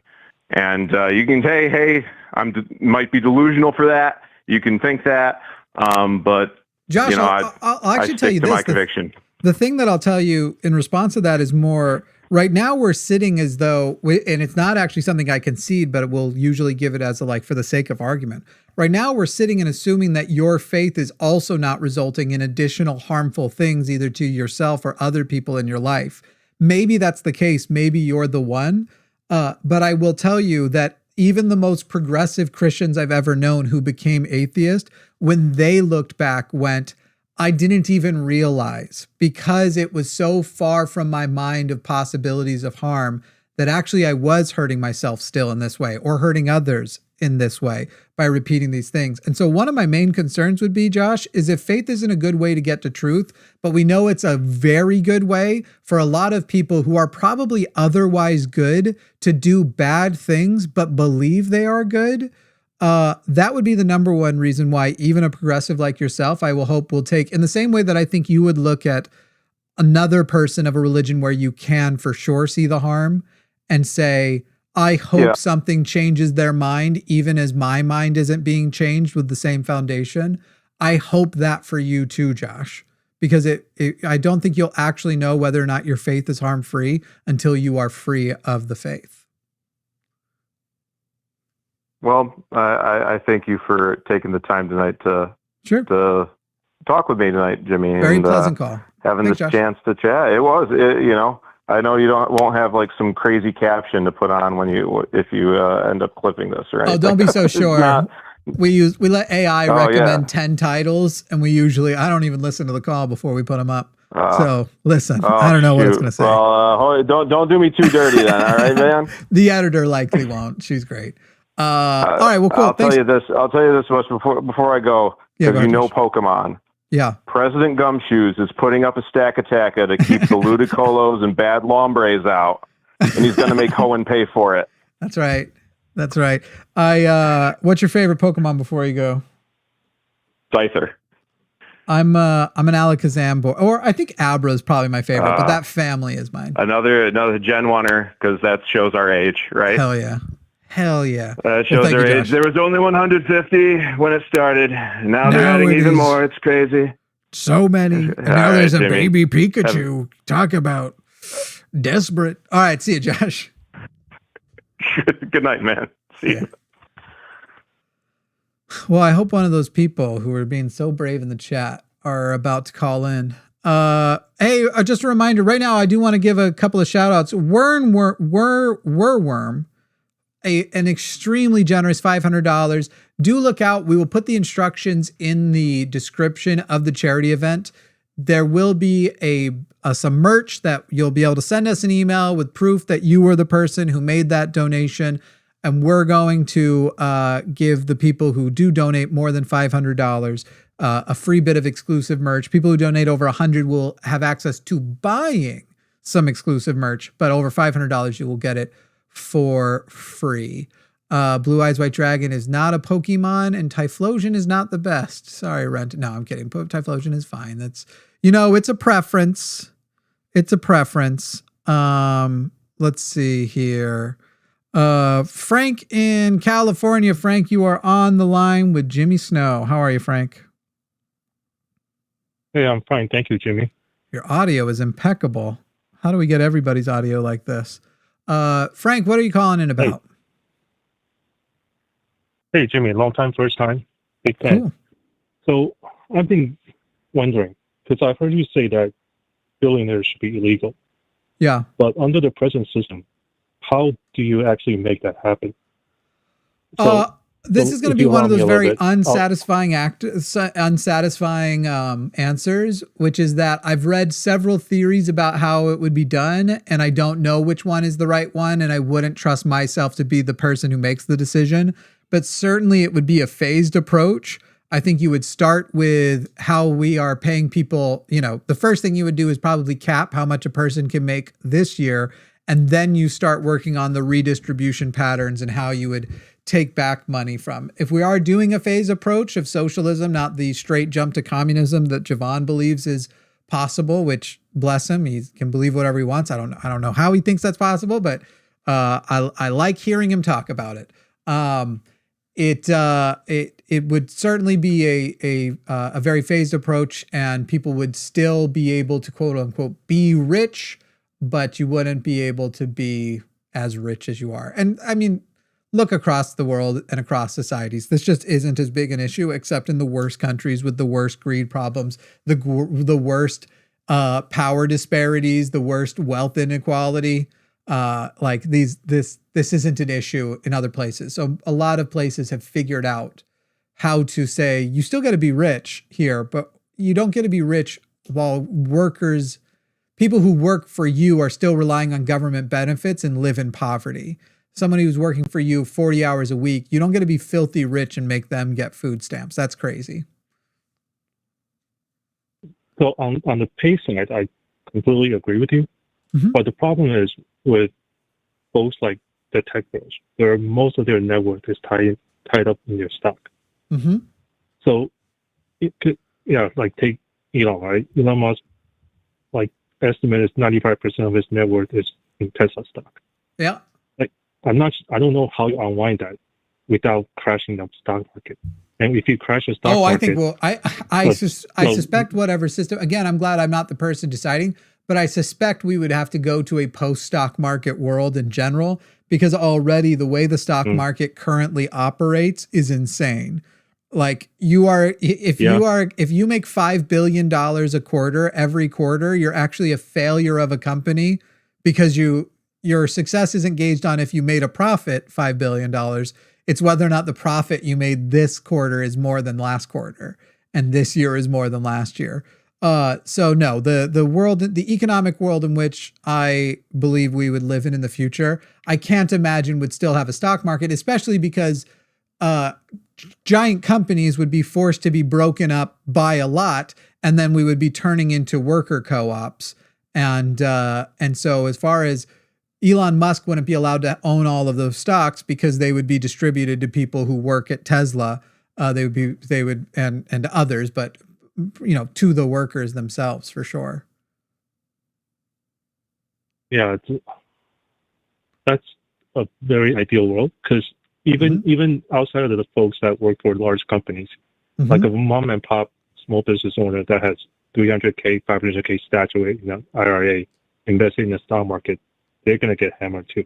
Right. Yeah. So this needs a long time to unwind, is what you're saying. Yeah. And the phased approach you start with is, we're not even necessarily going to do a maximum wage next year, because it is phased, but next year we are going to pass universal health care. We're going to pass Medicare for all. There's no such thing as an uninsured person. If your feet are on the ground in America, you're insured. And we're not going to let you hide your money or hold it. We are going to tax capital gains and unrealized gains. We're going to make Elon cash out more often as he does when it's advantageous for him to. And the fact that Elon is right now on track to become a trillionaire, when again, people live in poverty, and like he does, no human needs $1 trillion. No human needs $1 billion. No human needs $100 million. What the dollar amount is under 100 million, again, not the thing I would decide, but it's easy to defend. No one needs more than $100 million in money, resources, whatever. Again, not while people are starving, not while people are in poverty.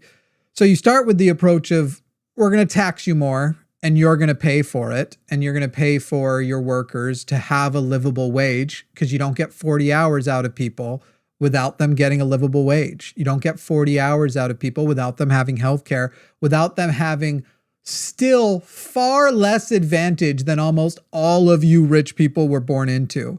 Like the minimum standard of living that your full-time workers should have is still many times less than the silver spoon you were born in your mouth with. And so that's what you start with. And then again, I'm glad to not be in charge of the whole transitionary state, but it's kind of a matter of like, you can sit there and go, it's so hard, no one's going to do it. Okay, you can do that, but it's going to end in, and I'm not endorsing this, it's going to end in dead billionaires. Because if the disparity keeps getting worse, the poverty keeps getting worse, and the disparity between the richest people and the poorest people, that gap keeps growing. Middle class starts to look more and more like just what being poor is like. And these people are taking more and more resources. again, not as an endorsement, just as a looking through history, when you centralize too much of the money and you have a peasant class, eventually they rise up and kill you. So we figure it out because in the long term, I know billionaires think it's not going to happen in their generation. So why would they do it? It's going to be the future generations, but I don't know if it is. So billionaires, start paying your fair share, because I am telling you pragmatically, not as a person who's going to set up the guillotine myself. If you don't, history says they'll kill you. Yeah, that's usually what topples empires. Yeah. So if we can go with like, boy, it sounds so hard that I'm not saying you're doing this, but this is what a lot of people, it's so hard. It would be such an undertaking. It'd be so much to unravel that we may as well not do it. It's like, all right, well, I wonder how you taste with barbecue sauce, because somebody's going to find out. But fair enough. Yep. Thanks for doing that. Cool. All right. Thanks for calling, Frank. All right. Thank you. Bye. Bye. Bum, ba-da, bum, bum. Oh, he called Master Blaster, the master debater. I assume, Master Blaster, you are on the line with Jimmy Snow, and I'm so proud of you. You even gave your pronouns to the screener. I wouldn't have expected that. I would have expected you to be. Can we turn off the TV in the background? Yeah, give me 1 second. Yeah, that'd be good. That'd be good. Master Blaster is on the line with Jimmy Snow and is a he, him. Master Blaster, how old are you? I am 40. And did you vote for Trump? No, I did not actually. I told the person I spoke with that I'm actually neutral. But So who'd you what I vote was for wanting to last talk election? to you about is no one. I've never voted actually. So. You're a never voter. Yep. Would you ever vote in the future, or But are you a never voter in the future? I'm actually, I just registered a few weeks ago. Well, it was about 4 weeks ago, but basically Why? the reason I called in, many factors. Like, personally, I've been looking into how Democrats lie about a lot of things. Like, I actually personally, I had my brother bring it up to me and They tell do me lie to a start lot. fact checking everything and good. looking into everything. And I don't think you should be a and Democrat either kinda if it makes you woke me feel any up. better. No, and I think you should be a that's socialist. kind of my point. Like, even the big beautiful bill, like, they're sitting there saying it's the big ugly bill and this and Yeah, that. it's horrible. And, well, looking on H&R Block, an actual legit tax service, it's saying it's for middle class or less. So I mean, sorry. why is that? Wait. It's saying what is for middle class or less? The big beautiful bill. Like, What you does can it mean that legitimately it pull is? it up. What is it? Hang on. No, I know what's in the big beautiful bill. What are you specifically saying is for middle class or less? Are you simply just saying that there are tax cuts for the middle class or less in it? And none for the rich. What do you mean? Like, And every not tax wait, break and in not it, for the there's- rich? Yes, the tax breaks in it. You can pull up the website Mm-hmm. and show everybody. But the tax breaks in it, there is a 15% reduction to 75K or less. And then what he implemented in 2017 Mm-hmm. keeps the child tax credit going from 1,000 to 2,200. Mm-hmm. That's so nice. if that would have ended, Nobody's that would have opposed to cut that that. in more than half. Nobody's opposed to that one. And he also made a tax break for seniors that they get a $6,000 credit each senior, and for married couples, $12,000. Mm-hmm. Nobody's opposed So to that. there's many factors that are saying the bill is helping the poor people and the middle class. So But yet they're saying that it's not. Here's the funny thing. I'm sorry, what was your name? Oh, Master Blaster is what we're calling you. You don't want to give a first name so it doesn't sound like I'm talking to somebody who's literally jerking off. It sounds like a masturbation joke. It's Greg. Greg? Is that what you said? Yes, Greg. All right, Greg. Excellent, Greg. Nobody is saying there aren't things in the big beautiful bill that one shouldn't have put in some bill. what is being said is the thing that you said, which is untrue, that there aren't benefits in there for the rich. And beyond that, the cuts that are coming for the poor and for the middle class are not actually better. How am I trying to word this? Those cuts are good if included in that same bill weren't slashes to Medicaid and SNAP, which by the way are, in fact, but at the same time, the analysis is 10 million Americans are going to lose health coverage and 18 million Americans lose free school meals as a result of the cuts to SNAP and the healthcare program. So you're sitting there and going, yeah, but the tax cuts, there are some good tax cuts, but there are also some horrible cuts to entitlement programs that we should keep. And then you said there's no tax breaks for rich people, which is demonstrably false because it extends the 2017. Republicans will say it to you. I don't know why you're acting like it's Democrats are the one claiming it. Republicans will tell you that it was called the 2017 Tax Cuts and Jobs Act. And the whole reason it's tax cuts and jobs is it was with the theory, if we cut taxes on the rich, they'll use that money on more jobs, completely ignoring the fact that the rich already have more than enough excess money. If trickle-down economics worked, we would right now have there wouldn't be income disparity because they'd be spending so much money to pay their workers, and they're not. So I don't know why you're claiming that there aren't tax cuts for the rich when the Republicans will tell you there are tax cuts for the rich. Well, I'm not saying there's not 100% tax cuts for like literally anybody, but there's many topics that they say that are not true. Like the cuts to Medicaid, literally all it requires you to do is to work, volunteer, or attend school 20 hours a week if able to. Then why are the estimates that 10 million people are going to lose their access? Because there's many people that fake things. You believe you believe those 10 million people. By the way, you can literally go on YouTube and watch people do their videos of like, hey, I just thought I would go ahead and post this. Here's my documentation of my illness. I'm going to die because I'm going to lose Medicaid and I now can't afford my insulin. I now can't afford my organ treatment medication, my organ rejection medication. Like there are, and granted, those are anecdotes. The data does not back up what you're saying, that it's that there's 10 million fakers on it. And by the way, we shouldn't have to worry about that at all because Medicare should be free. And if you want to sit here and pretend, even Marjorie Taylor Greene right now is going out and saying, so it really sucks because it turns out my party, the Republican Party, does not care about the healthcare of citizens, and they are fully going to let, through this government shutdown and after, we have no plan to extend the ACA credits. And so now everybody's premium, not everybody, millions of people's premiums are going to double and tens of millions of people are going to lose their coverage. When Marjorie Taylor Greene is telling you, actually, it turns out what the Democrats are saying about us and healthcare is turning out to be true, you really need to take a look in the mirror. No, I've done plenty of looking. Literally, only the people eligible to work have to or volunteer or go to school 20 hours a week. Like if you're literally on your deathbed, you don't have to. Go ahead and tell me what determines if a person is. Give me the actual what's the word? Well, the guidelines on establishing if a person is able to work. Wait. So if a person is not dying, they're eligible to work? That's the line. If you're not dying, you can work. No, if they're handicapped, disabled, etc., and dying, yes. What is the line for that? It's included in that, but what is the line for that? I mean, you have to be legally, as a doctor, cleared to not be able to work.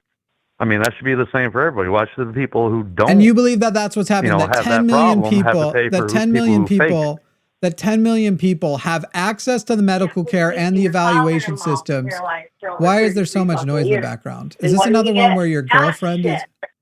Why is that your mom helping you? What is happening? Did you call before? Are you that caller who called?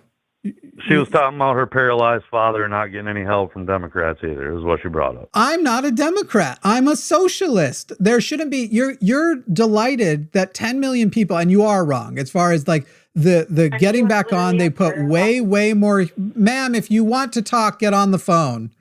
let's not do it. Let's not come to your hubby's like, you can call next. I promise. I can take you each on one at a time. Right now the audio is just dog shit and it makes your boyfriend look like shit, or your husband, that he needs your backup. All right. Now that we have that out of the way. Well, your whole audience is Democrats and blocked me off of it. I mean, basically, Jimmy, that you Kimmeled me. Hey, you want to, first of all, I didn't block you. Because I don't block anybody, okay, well, one of your and people it means did, that, and it means that you crossed, and it means that you crossed the line.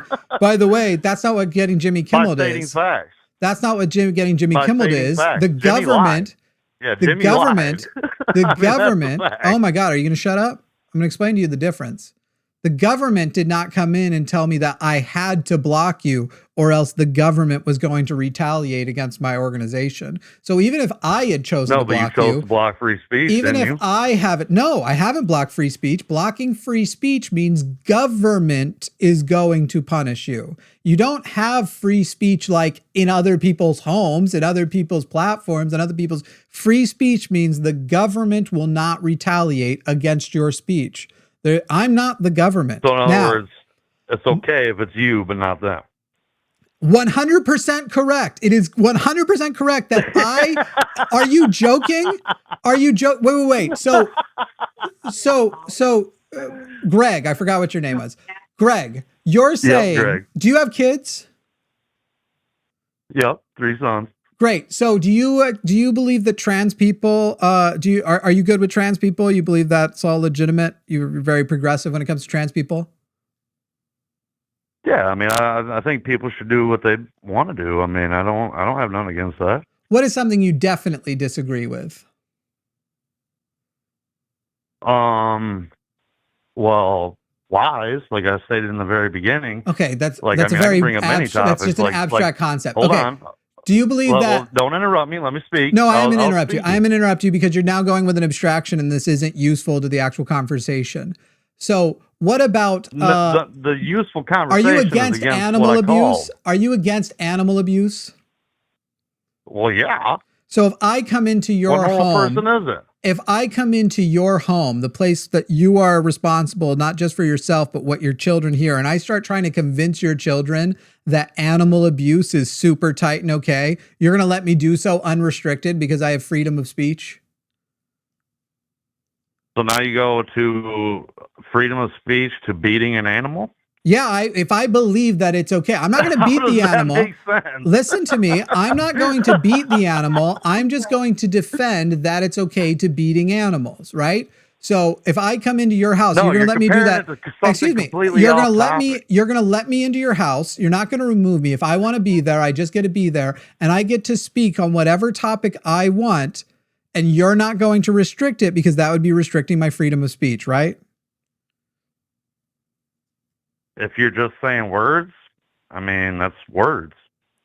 See, I love that you're pretending you don't get it when you and I both know you wouldn't let me in your house in the first place, and you certainly wouldn't let me indoctrinate your kids because freedom of speech is the government. If you have a space by which tonight we're talking about politics, if you called in and said, I want to talk about my favorite cooking of a frittata, would it have been infringing on your freedom of speech if I hung up on you? Or would that not be what this platform is for? And I control whether or not we use the platform for what its intention is because it's my platform, or we just go off on whatever tangents. This is you right now going, I didn't get to talk about my frittata. I didn't follow the actual rules of what is necessary to get my point out here. And now I'm sitting here and just acting like I'm this oppressed person because you don't know what kind of frittata I like. No, you're making completely off-topic references. Or you don't understand you don't understand the comparison, and that's a failure of your intellect, not mine. No, and I can bring up many politics to prove Democrats wrong. I'm not a Democrat, so great. I'm a socialist. But you're a leftist. I'm a socialist, not a Democrat. Your person I talked to said you're a leftist. Correct. That is the Democrats. Democrats are not on the left. You fucking, you are so, Master Blaster, Greg, you are so a bottom of the barrel, not understanding of the left are not Democrats. Look at the world scale. Yeah, they are. Okay, do Democrats support capitalism? Does your term the fact? Do Democrats support capitalism? No. Yes, they do. Are you fucking joking? No, they aren't. I wish they were. Look at them right now. How are they treating Zoran Mamdani? If they are socialist, why are they not backing Zoran Mamdani, who actually is a soc dem, is in a democratic socialist? Why are they not supporting him? Is it or is it not because he is actually on the left and they are capitalist? Or maybe it's just he's not supporting all their lies. Well, I agree, because as a socialist, you can't support the Democrats' lies. The whole problem is that they are capitalists and they are trying to put band-aids on wounds that are bleeding out. Socialists believe on actually treating the wound, close it, put ointment on it, give antibiotics, all of that shit. But then again, as someone in chat just mentioned, you're the asshole who thought that Hitler was a socialist, and you seem to unironically believe that. He was. He was a national socialist. No, he wasn't. Yes, he was. Say, what is the you full can term? Google that. He's a nationalist socialist. Give me the full term. Give me the full term. Give me the full term. Give me the full German term that Nazi comes from.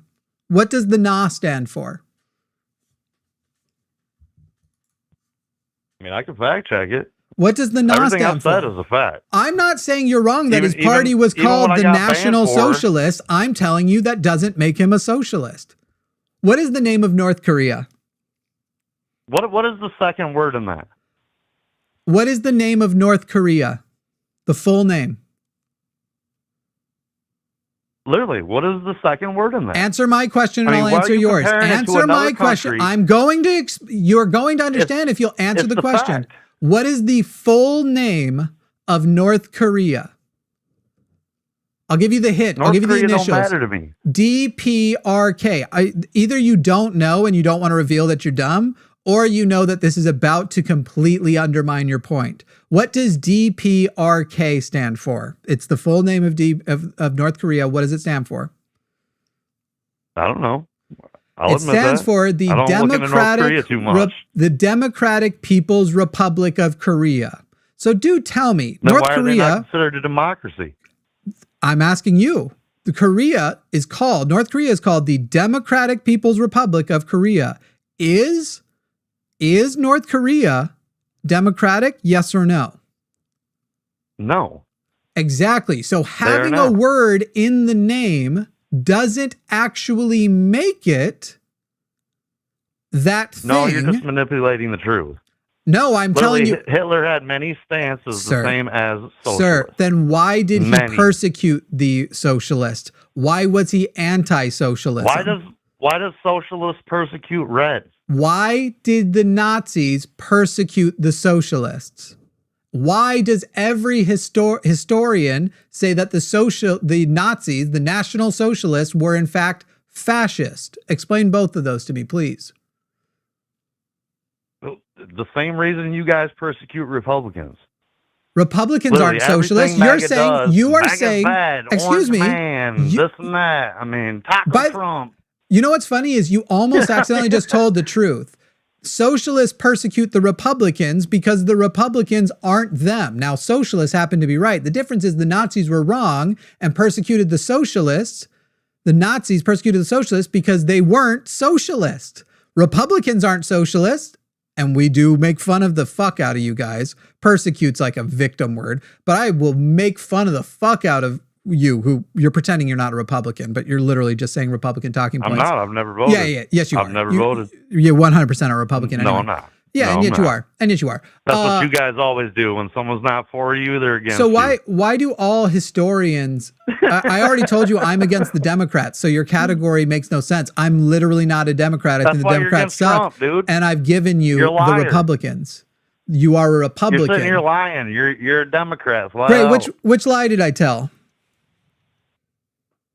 You're sitting here acting like you're not for the left, but everything you say Oh, no, I did not say that. I am on the left. The Democrats aren't, because the Democrats are capitalists. You just don't know how it works. And it's why you haven't voted for 40 years, because you've never understood so what's your party? Are you the Green Party? No, I'm not a Green Party. You can't just say you're not a left when you are. I didn't say I'm not on the left. I said I'm not a Democrat. Dude, no wonder you But can't you're follow not what was supporting said Democrats, 3 minutes which is ago. the left. Excuse me? I said, but you're not supporting Democrats, which is the left. The Democrats are not You the not left. get what you're saying. You are wrong. You are confused. Sir, you are confused sir, by saying you're not supporting them when you sir, are. I think anybody who watches this clip is not going to worry that I'm the one walking away confused. You literally have said multiple times that I've said I'm not on the left, and I had just said I am on the left, and then the next thing out of your you can't remember things that happened 10 seconds ago. I hope that you maintain your streak of never voting because your brain sucks. Dude, you literally just said you are not. I never said I'm not on the left. I've only said I'm not a Democrat. Conversation. Never said I was not on the left. I said I'm not a Democrat. I said I'm not. I even brought up the person Holy fucking shit that connected me with you. Masturbator, I have said it now many times. I'm not a Democrat. I'm an actual leftist. Socialism is the left. Capitalism is the right. There is a little bit more nuance than that, but that's pretty much all you need. The Democrats, even Elizabeth Warren, when she ran back in 2020, I think it was, used the phrase, I'm a capitalist down to my bones. They are capitalists and therefore are not on the left. They also do a shit job at representing labor, which is the central point of leftism, is that you are for labor and laborers. You are not for billionaires. You are not for oligarchy. The Democrats are 100% serving the oligarchy. They are 100% serving Israel. They are 100% serving the corporate class. This is the problem with having so much money in politics and why Citizens United needs to be overturned. Greg, you are so bad at this. How am I bad? You're the one sitting here lying about stuff and trying to twist you literally said Hitler is you said Hitler was a socialist because you don't understand history. I said he was a nationalist socialist. And then you said he was a socialist. Not in that word. It is, and just like democratic is in North Korea, which you agreed doesn't make North Korea democratic. Hitler hated the socialists. Hitler was a fascist. I wouldn't doubt if they're like Democrats. Was Hitler a fascist? How you guys are. Was Hitler a fascist? Hitler? Yes. Hitler was a lot more than a fascist. Was Hitler a fascist? Yes or no? It's a yes or no question. Well, I would say he segregated a lot of people. So was Hitler okay? That's not the definition of a fascist, but at least you got the answer right. Yes, he was a fascist. Actually, fascism, to correct you, fascism, segregation of the opposition by force is a fascist. No. Thank Separation by force is a symptom. It is, however, not the entire thing. You can't say one quality. That's like saying a runny nose is. Dude. That's like saying a runny nose is the flu when a runny nose can be a cold. A runny nose can be COVID. It can be many things. You gave one symptom, not the definition. Fascism is the most extreme to the right. It is the authoritarian right and has far more to do than segregation. Socialism is to the left. So you literally can't be. You're sitting here conflicting with yourself and saying that right now, this darkness, it is completely dark and totally bright at the same time. You can't be a socialist fascist. Because it can't count as the left. Sorry, it can. Correct. You can't be a left-wing fascist. You can't be a left-wing fascist. It's literally, that is by design. You can't be on the left and the right at the same time. I can either turn my head to the right or I can turn my head to the left. And what the word means can't point to you, but it does. I act like words actually matter. You're more than welcome to try and make points that you don't even realize you're trying. You're trying to make the point that we're actually authoritarian, not fascist, but authoritarian, which would be a different thing completely. And you wouldn't actually be able to make that case because I don't believe in authoritarianism. I believe in democratic socialism. No, I made my exact point that a suppression of the opposition by force, which is exactly what you guys do. You guys riot and destroy cities and all that. Yeah, so again, none of that is fascism. It's what you do. That is not fascism in totality. That is a single aspect of fascism. And again, it is like you are saying a runny nose equals the flu. I reject the things you're saying. And you guys destroy cities, especially when so many of those things turned out literally to be cops and right-wing opportunists, those ones that you're pointing to. And you actually don't have any way to point and go, this thing that happened at a protest for sure happened to a right-wing was a left-wing person doing it. Actually, and certainly not a leftist. Would you like me to clarify that? Not really, because Pokemon is finally launched and talking to you has been a bit like chewing off one's own mole. Yeah, because you can't be proven wrong, but I can. No, you're right. I can't. You can't. You're actually right. In a way, you can't prove me wrong because a person would have to have proof, and you don't even know what the left is. I have it. Go ahead, give me that. LA proof. Times said themselves that Mexican nationalists arrested was over half of the people during the LA riots that just recently happened. So you're telling me not the LA Times organization, even the LA Times, a Democrat newspaper, released Am that. I a Democrat? But it's false? You sure sound like it. No, I don't. I literally constantly talk about how Obama and Biden should go to prison, how the Democrats are the lesser of two evils, but still completely evil, how they're genocidal maniacs. And the only thing that makes the Democrats look good are idiot Republicans like yourself, Greg. Really, how's that when, I mean, every single thing they do is violent? Sir, do you think they that are if the party of violence and segregation? I think it's very funny. I think it's very, very funny that you haven't yet realized, like, you think you're doing so well, but there's some reason I've been content to keep you on the phone. I barely have to talk and you do my work for me. Oh, I'm explaining everything. Anybody who actually listens to the truth will see it. Oh, yeah. The truth will set him free, like right? I got kicked off your chat for saying that. Like that how the truth set your brain free to just do anything it wanted. Founders of the KKK, right? Oh, no. All right, great. No. Oh, brother, I am so excited to talk about that with you, Greg. Hey, Greg, were the people who founded the Klan conservatives or liberals? They were Democrats. Were they conservatives or liberals? What was Abe Lincoln? Was he conservative or liberal? He was liberal.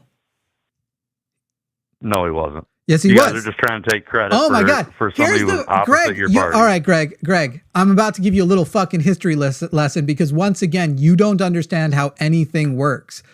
The parties are Republican and Democrat. The way it used to be is that you had the Democrats, which were split. Basically, you had the racist parts of the Democrats and the more progressive Democrats. Those were the liberal Democrats. And then you had the Republicans, which were a mostly liberal party at the time. Lincoln was literally a liberal progressive. You can tell that he wasn't conservative because conserving would have been conserving slavery. He didn't want to conserve slavery. He wanted to take the liberal approach and actually get rid of slavery, to use the institutions that exist to get rid of slavery, which would be what the liberalism is, a sort of incremental progress toward change. He was literally a liberal Republican. The Klan was also founded by conservative Democrats, people who wanted the country to maintain. I'm sorry that your wife is back out here and trying to help you again. I mean, for real. Yeah, she fact checked what you said and proved it wrong. Has she proved me wrong? What'd she do? Did she go to Grok? Did she go to Grok? Did Grok prove me wrong? The Klan was founded by conservative Democrats. Their values were to maintain the old conservative Christian ways. The party swap happened because of a whole bunch of things, but the Dixiecrats essentially became what are now the Republicans, and the Democrats, what sound was that? Do you now have a third person helping you out? Anyway, no, and the racist versions of the conservative Democrats will turn your fucking TV off. You're on the phone. Man, you can't nail any part of this, even obvious etiquette. The conservative Democrats became the modern conservative party. That is why the modern conservative party are the people who, when you're saying they were the Democrats, then why is it that the conservatives so badly want to keep the statues up of what you're calling the old Democrats? It's quite the opposite. Democrats you are incorrect. Want the statues down because it doesn't represent their Democrats party. Want them down and Republicans want them up. Why do the Republicans want to keep up Confederate statues? Where was the It's called Confederacy? history. Republicans was not the Confederates. Sir, That's the reason the why problem they that you're care, not oh getting. my fucking God. No, I know the Republicans weren't. The conservatives were. The people who wanted to conserve slavery. So it doesn't matter what Then why the was label of the Democrats party was. pro-slavery? The idea, because they were conservatives.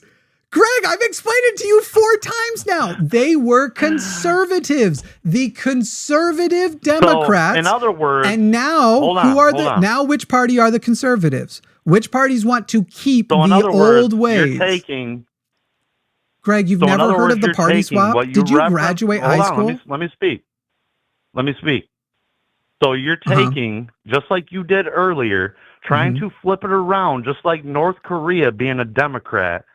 So you're trying to flip that Sir, around and no, make it like Democrat- Democrats are now.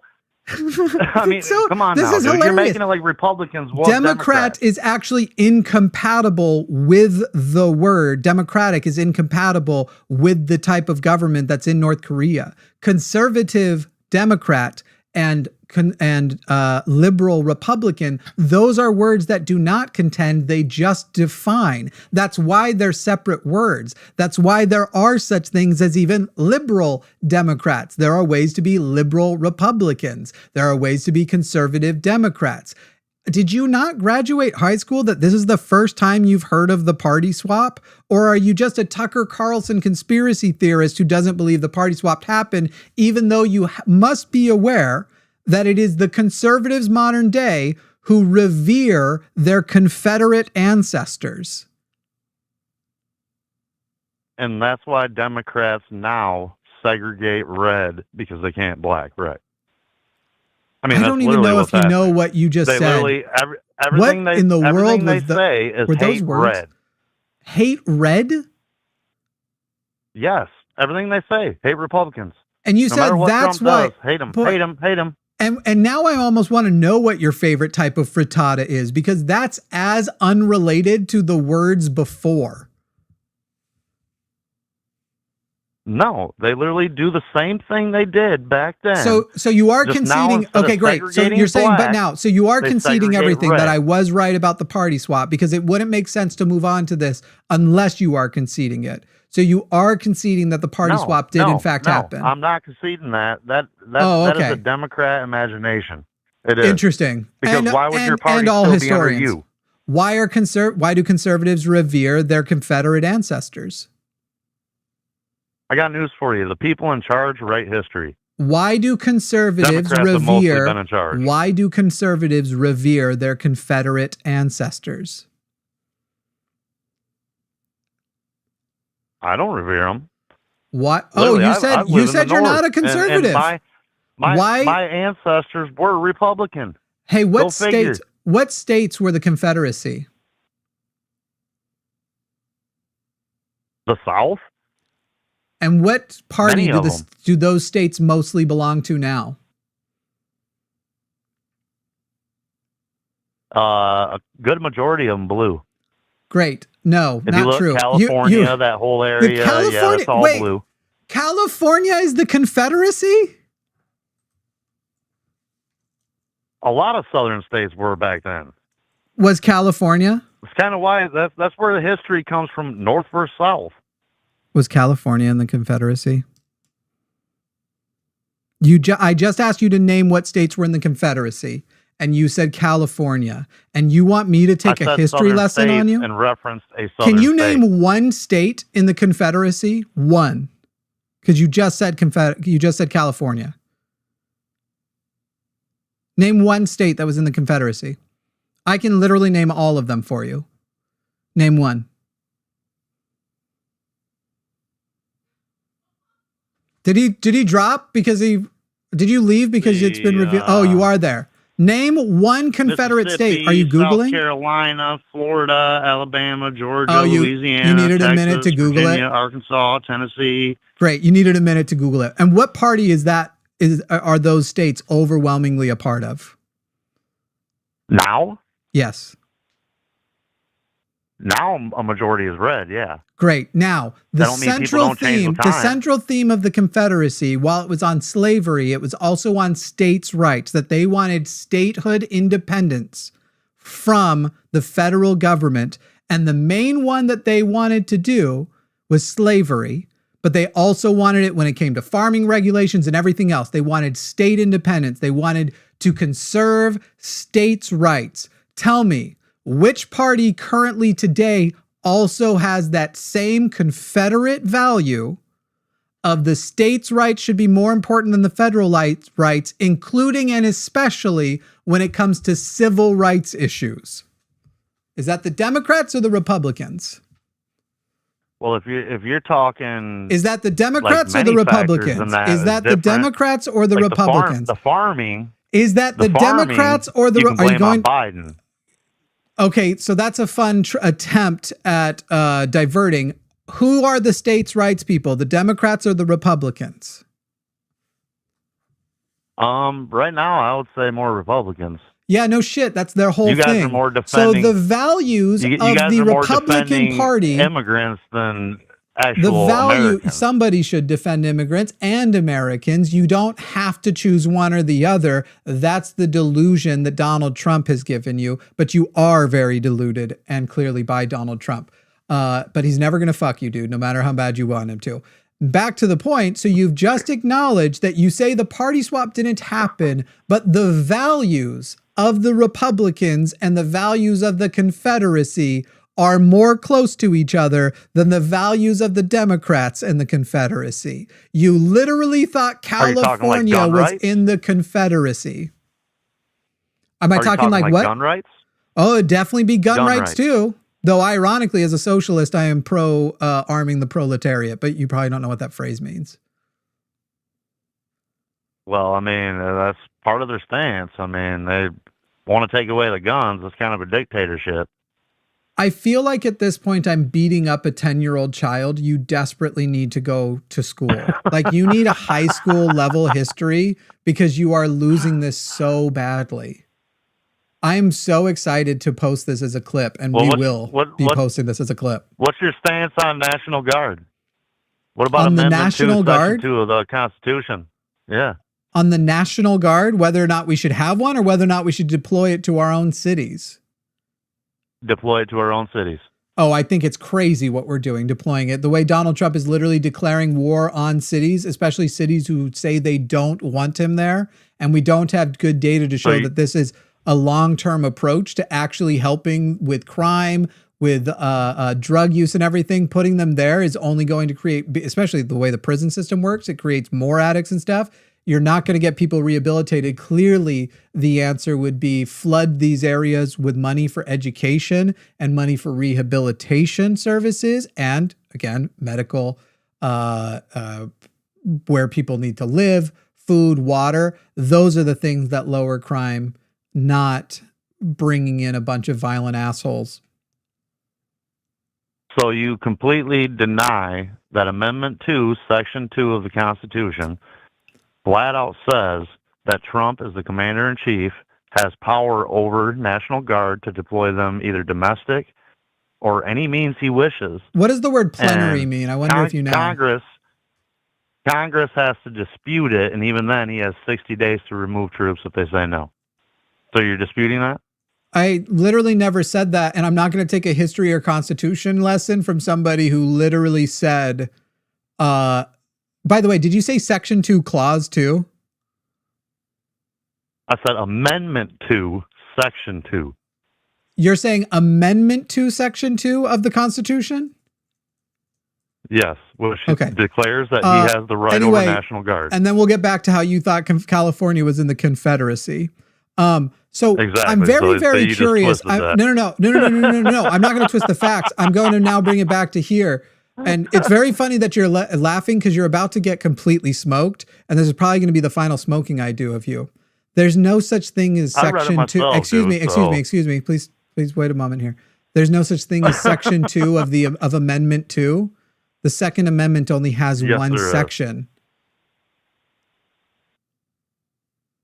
So you're disputing literally reading the Constitution. No. I'm disputing that you know what the Constitution says and where that is. The Second Amendment has only one section. right Really? after you So Second condescendingly Amendment is laugh. just one section? Correct. Sir, Google it. Google it right now. Google it right now. I swear, this is going to be the funniest thing. Look up. I'll Google it with you. What does the Second Amendment say? And I will give you the word for word. I will give you $1 million if you can find Section 2 of the Second Amendment.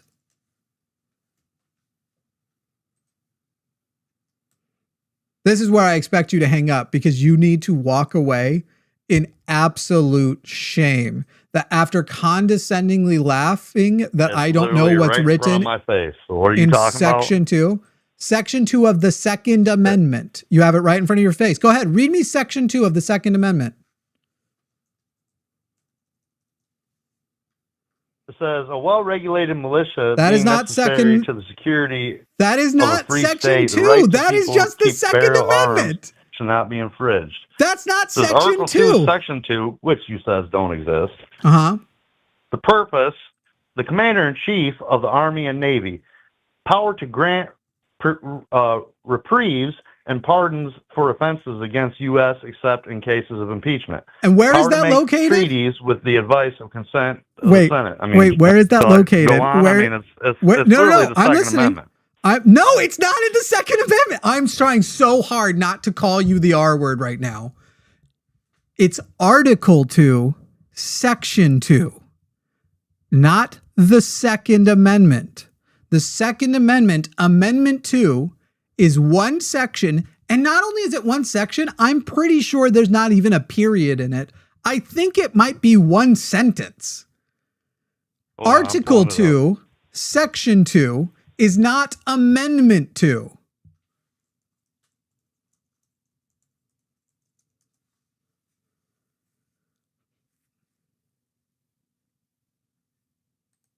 Are you ready to apologize for condescendingly laugh because you recognize now how dumb what you said was? And by the way, you even tried to cover it. You called me a liar, but you tried to cover it by first reading just the Second Amendment and then switching to Section 2, Article 2. Because Section 1 is not the Second Amendment. Section 1 is the executive power shall be vested in a president of the United States of America. He shall hold his office during the term of 4 years, and together with the vice president chosen for the same term be elected as followed. And then it lays out the election process.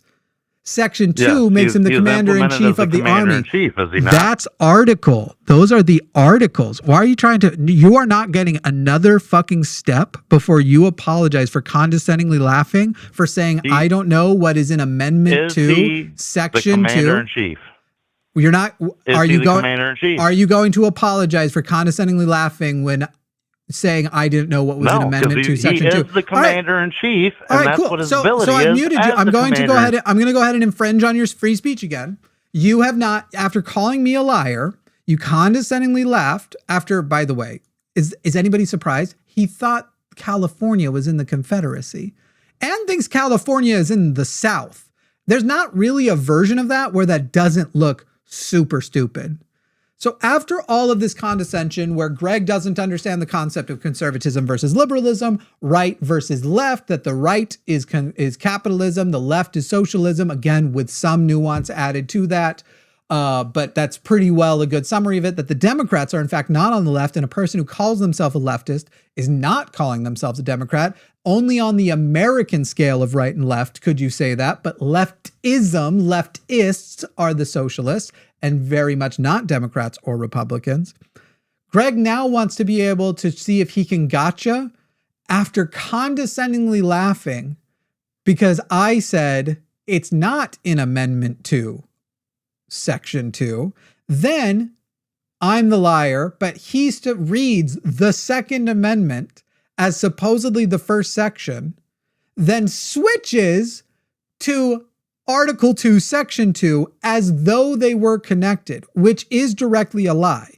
He intended to be deceitful and read them as though they are together. By the way, I wouldn't have had the $1 million had I been wrong, but I knew I wasn't wrong. The Second Amendment is not, and I'm pointing this out because someone might say, oh, he just made a mistake. And I think initially he did, but then he did try to lie and read the Second Amendment, the well-regulated militia part, he did try to read that as the first article or first section of Article 2, or as the first section of amendment, the Second Amendment, whichever way you want. He intentionally did it. So nobody gets to go with like, no, it wasn't intentional. He just missed an article for amendment or whatever else. He is intentionally doing what he accused me of, lying. And that's why, Greg, I'm going to continue to, as you have put it, infringe on your free speech and not let you back on until you apologize, which you'll now have to do via email, for the condescension. And maybe now, actually, I think I'd like you to also thank me for the history lesson. But if your wife wants to call in, since she was doing better than you anyway, made better points than you anyway, she was still wrong, I'll take your wife. All right. Bye, Master Blaster. Master Blaster. Very, very silly. I will get Tomris. I'll probably take you in a minute, but for the moment, I want to get this Pokemon game started. What is she saying? In fact, so many Pokemon now grace us with their presence that we began setting up wild zones where they can live comfortably alongside us. I'm going to kind of move through. You can only do these intros so many times, and I've done every version of it. This is definitely the hottest version of Professor Oak so far, but it's still just the Professor Oak thing. You like that, Kyun? It was worded purposefully. Bum, bada, bum, bum, bum, bum. What do you mean not Tomris? Is Tomris well known? Do people know who Tomris is? Does Tomris call in a lot? Phrasing, Jimmy. Phrasing. Are we doing phrasing now? Let me see.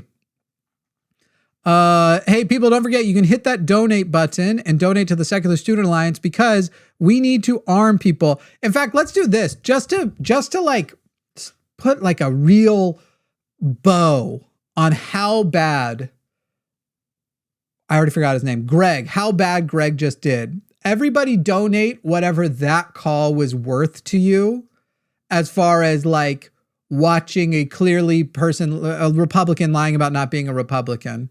Thomas called last night and was being fucking gross. Oh, good. Go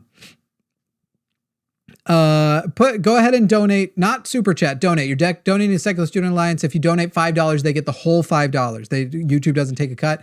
Go ahead and donate whatever that was to you. It's that little heart icon that looks like two hands. It should still be up. I hope it is. That heart icon with two hands. You can go ahead and donate whatever that was worth for you. And let's make his day by actually raising money for people who are going to, my topic is, why is this dude a liar? Why do you say, hey babe, what was that him calling back? Go ahead and send a donation for whatever that call was worth to you. And let's make it that he actually helped paid to educate people to not be like him. Luthian!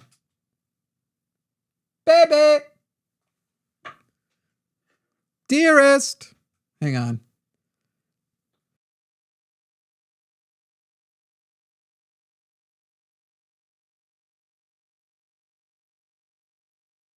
I think she can't hear me. She probably has headphones in. Oh, there she is. Hey, what was can you hear me? Babe, what was that caller trying to say? Don't come on camera, but what was the caller trying to say? Why is the last one? Why is he such a, did you not screen it?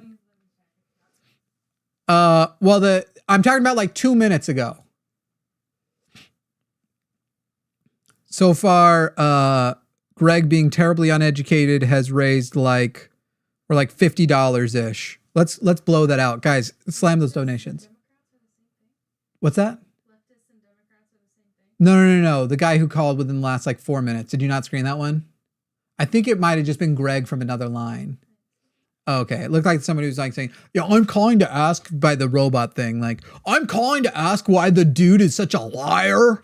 It seemed like that's what it was. So I wanted to know what he had said to you, but it must have just been the computer. Guys, come on, let's do way more. There we go. Shiloh, thank you. Infinite Umbra, One-Eyed Heathen, Alex, Anonymous, Dan, thank you, Space Barbarian, Jesse. Come on, people. Let's like blow this out. Let's like raise so much money off of how bad of a caller Greg was. Everybody donate $5, $10. If you can do $100, let's make it devastating for Greg that we just raised a bunch of money for counter education to his redacted ass.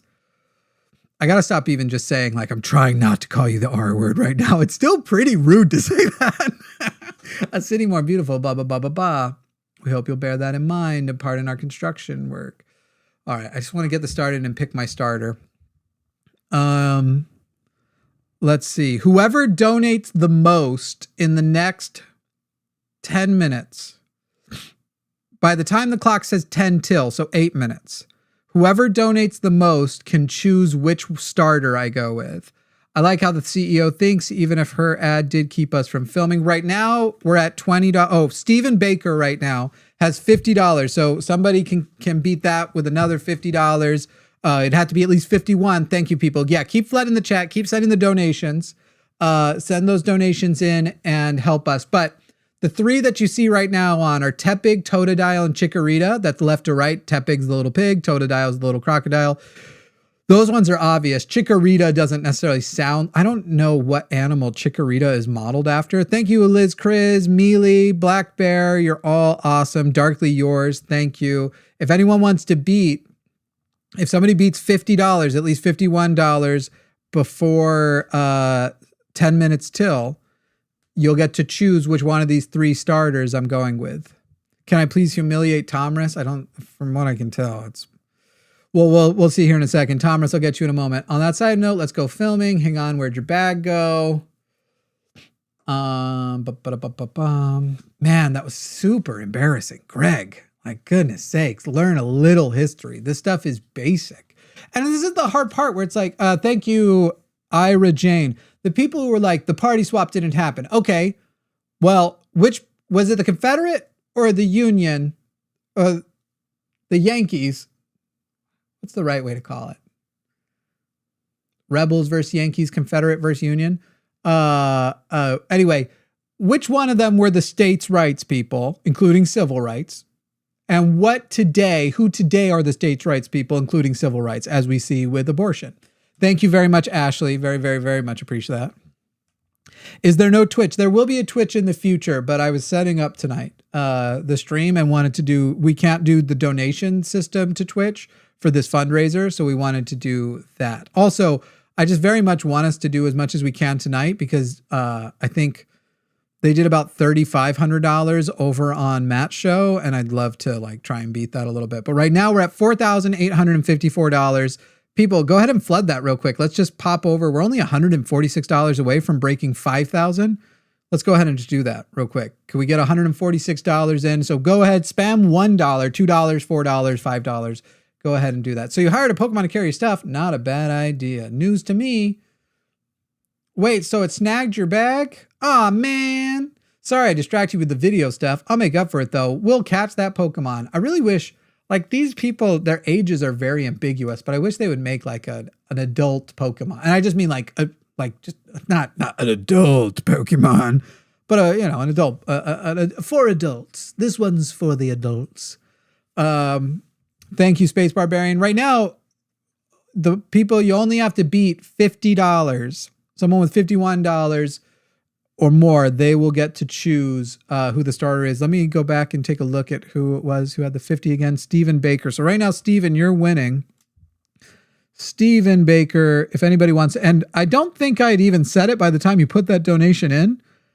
So you're kind of winning by default, and I don't know that you actually even care. But Stephen Baker, go ahead and somebody, if you do $51, you'll be the one who gets to choose. Okay, what am I supposed to be doing again? Let's talking more chasing. I'm supposed to be chasing Pokemon around, and I'm supposed to be chasing these guys. Here we go. Oh, they're leading me somewhere. Hey, Totodile, come on, man. Jeez, that's one fast Pokemon. You know what's funny is I actually know which one I want the most, but I'm willing to let somebody pick it. If they like. Let's talk more chasing. All right, I'm probably gonna Close the lines. We'll take Tomris in a minute. Okay, what is she saying now? Let's talk more. Well, I chased them. What do you want me to do? Let's talk more. I'm at them. Yo, okay. So I'm just supposed to step ahead of them a little bit. Oh, I was chasing the Pancham, not him. Come on, people. We've only got 3 minutes. We need someone to break the $50, but also let's go ahead and get that $140 dollars or so, 44 I think we'd be at now, to break the $5,000 mark. I didn't know what I was looking for. I like that song. Till I found her. Okay, we'll figure it out together. Don't you worry. Go on, people. Go ahead and get some donos in. Why have the donos? This is for charity, people. The Secular Student Alliance, they're awesome. They're the anti-Greg coalition. Go ahead, send $1, $5, $10, whatever you can send. Thank you. Shiloh sends $49, specifically not wanting to beat Stephen Baker. It would seem. Only 2 more minutes. If somebody sends more than $50, and that should mean we're less than $100 away from breaking 5,000. So if somebody sends more than $50, they're probably going to be the one who wins the pick. Yeah, Stephen Baker's like, don't make me pick. That wasn't even on purpose. What are we at now? We're currently at $49.40. So if someone were to donate $60 right now, Black Bear of Hounds donated 51. So Black Bear right now, if somebody wants to beat 51 Canadian, it's a little bit cheaping, but I'm gonna let it go because I know Stephen Baker wants out of the deal, because 51 Canadian only turned into, we're still $24 short. So somebody, let's go ahead and donate $24. Cosmic Mapping, don't worry. If you're broke, we're not trying to take money from people who are broke. $24. If you can go ahead and donate that now, that'll get us over the $5,000 mark. And if you beat $51, even in Canadian, you'll get to pick the Pokemon. You can't pick the panda. No, it's going to be, maybe I was trying to clean up the science, or let's bring it back to the cops, blah, blah, blah, blah. You only can pick between one of these 3. Let's get to the point where we actually pick, though. We've only got 1 minute. If somebody wants to beat it, come on, people, beat it. And let's get that $24 in. Somebody's got that 24. Let's do it. I've already donated 100 myself yesterday, and then I'll be donating, I'm sure, plenty this Saturday as well. That stings, but I guess fair. Listen up. We'll turn your bag if you battle us now. That makes no sense. If you want a rematch, all you have to do is wait till nightfall. Shut up. Pancham's itching for another shot at you. That's why it snagged the bag. Probably. I'm glad you care about what Pancham wants, but I'm not about to let you battle me 2-on-1. And then it's funny because if you want your bag back, which we stole, thank you, Photometric. We are now over the 5,000. We're at 5,001. And now it's 1150. So Black Bear, you're going to need to go ahead and tell me which one to pick. Lesson, how about I guide you through this mess? Just come out. You're stolen right. What's your next step here? Battle with Pokemon. That's right. And you've got 3 Pokemon right now. We're here ready to help. Whatever. Just hurry up or it'll be night anyway. Hear that? They're down. Now choose which Pokemon you will battle with. All right, Black Bear. Who am I picking? Shouldn't the fire one be Cyndaquil? No, that was in Legends Arceus. Thank you, Aphelion. We're now at $5,006. Come on. Who is going to give me Black Bear? I need to know which one I'm picking. Thanks, Kiyun. Steven, just pick which you think is coolest. Chikorita for life. Black Bear, come on. Come on. I need to know. Let's see. My girlfriend's asking if the cat needs food. Not really, but we'll go ahead and make. Technically, we usually give him a midnight feeding. All right, is Black Bear in there? Black Bear, come on, I need to know. For the record, I will eventually give up. Okay, the orange piggy. All right, Black Bear says the orange piggy. That's good enough with me. The orange piggy, it breathes fantastic. It breathes fantastic flames from its. And do you want to battle with Tepig? Yes, I do. Here we go. The little orange one. And we'll do this first battle, and then I'll talk to whatever their name was. How longer? No longer. Waiting time to back into my gear. I already know the basics of battles. Come on. Yes, I know how to fight. Oh, though I know it's a little bit different in this game. It's supposed to be like overworld fighting. So you're going to have an egg on your face for a newbie. Focus up, Tawny. You're dealing with me. Blah, blah, blah. Last time. Okay. You can do this. Have faith in your Pokemon strength. You can always use moves that lower your opponent's defense too. In most games, using the extra moves doesn't even matter. You just want to basically spam attacks at it. But we'll find out how it is in this game. Anybody want to be an awesome person and just like pop us up to over 6,000 real quick? We're $994. Anybody got 994? Andy the Backpacker sent out Pacham, or everybody just send $4 and eventually we'll get to that. Though 994 and is not a perfect division of 4, but that still is kind of the case. Okay, wait, what do I have to do? Focus on Pokemon with left and then tackle. And then tail whip. Tail whip. Okay, well that's charging that one and now I can tackle again. So you have to now wait for the things to tail whip again and tackle again. Uh-oh. Come on, buddy boy. Do I just need to run him away from him? It's very interesting. It's like definitely different style. Can I just go up and punch Pancham? That would be mean. That'd be rude. Speaking of I'm going to go into Greg's house and teach the kids about beating animals. And now that's apparently what I'm doing. Heck yeah. Oh, it is definitely a very different combat system. By the way, the shirt I'm wearing today is The American Dream is Killing Me. It's a Green Day shirt. All right. Thank you, Sleepless, for the $8. We're at 5,014. Sleepless. Let's see. So that would put us $986 off, right? 723. So now still wouldn't be divisible by 4.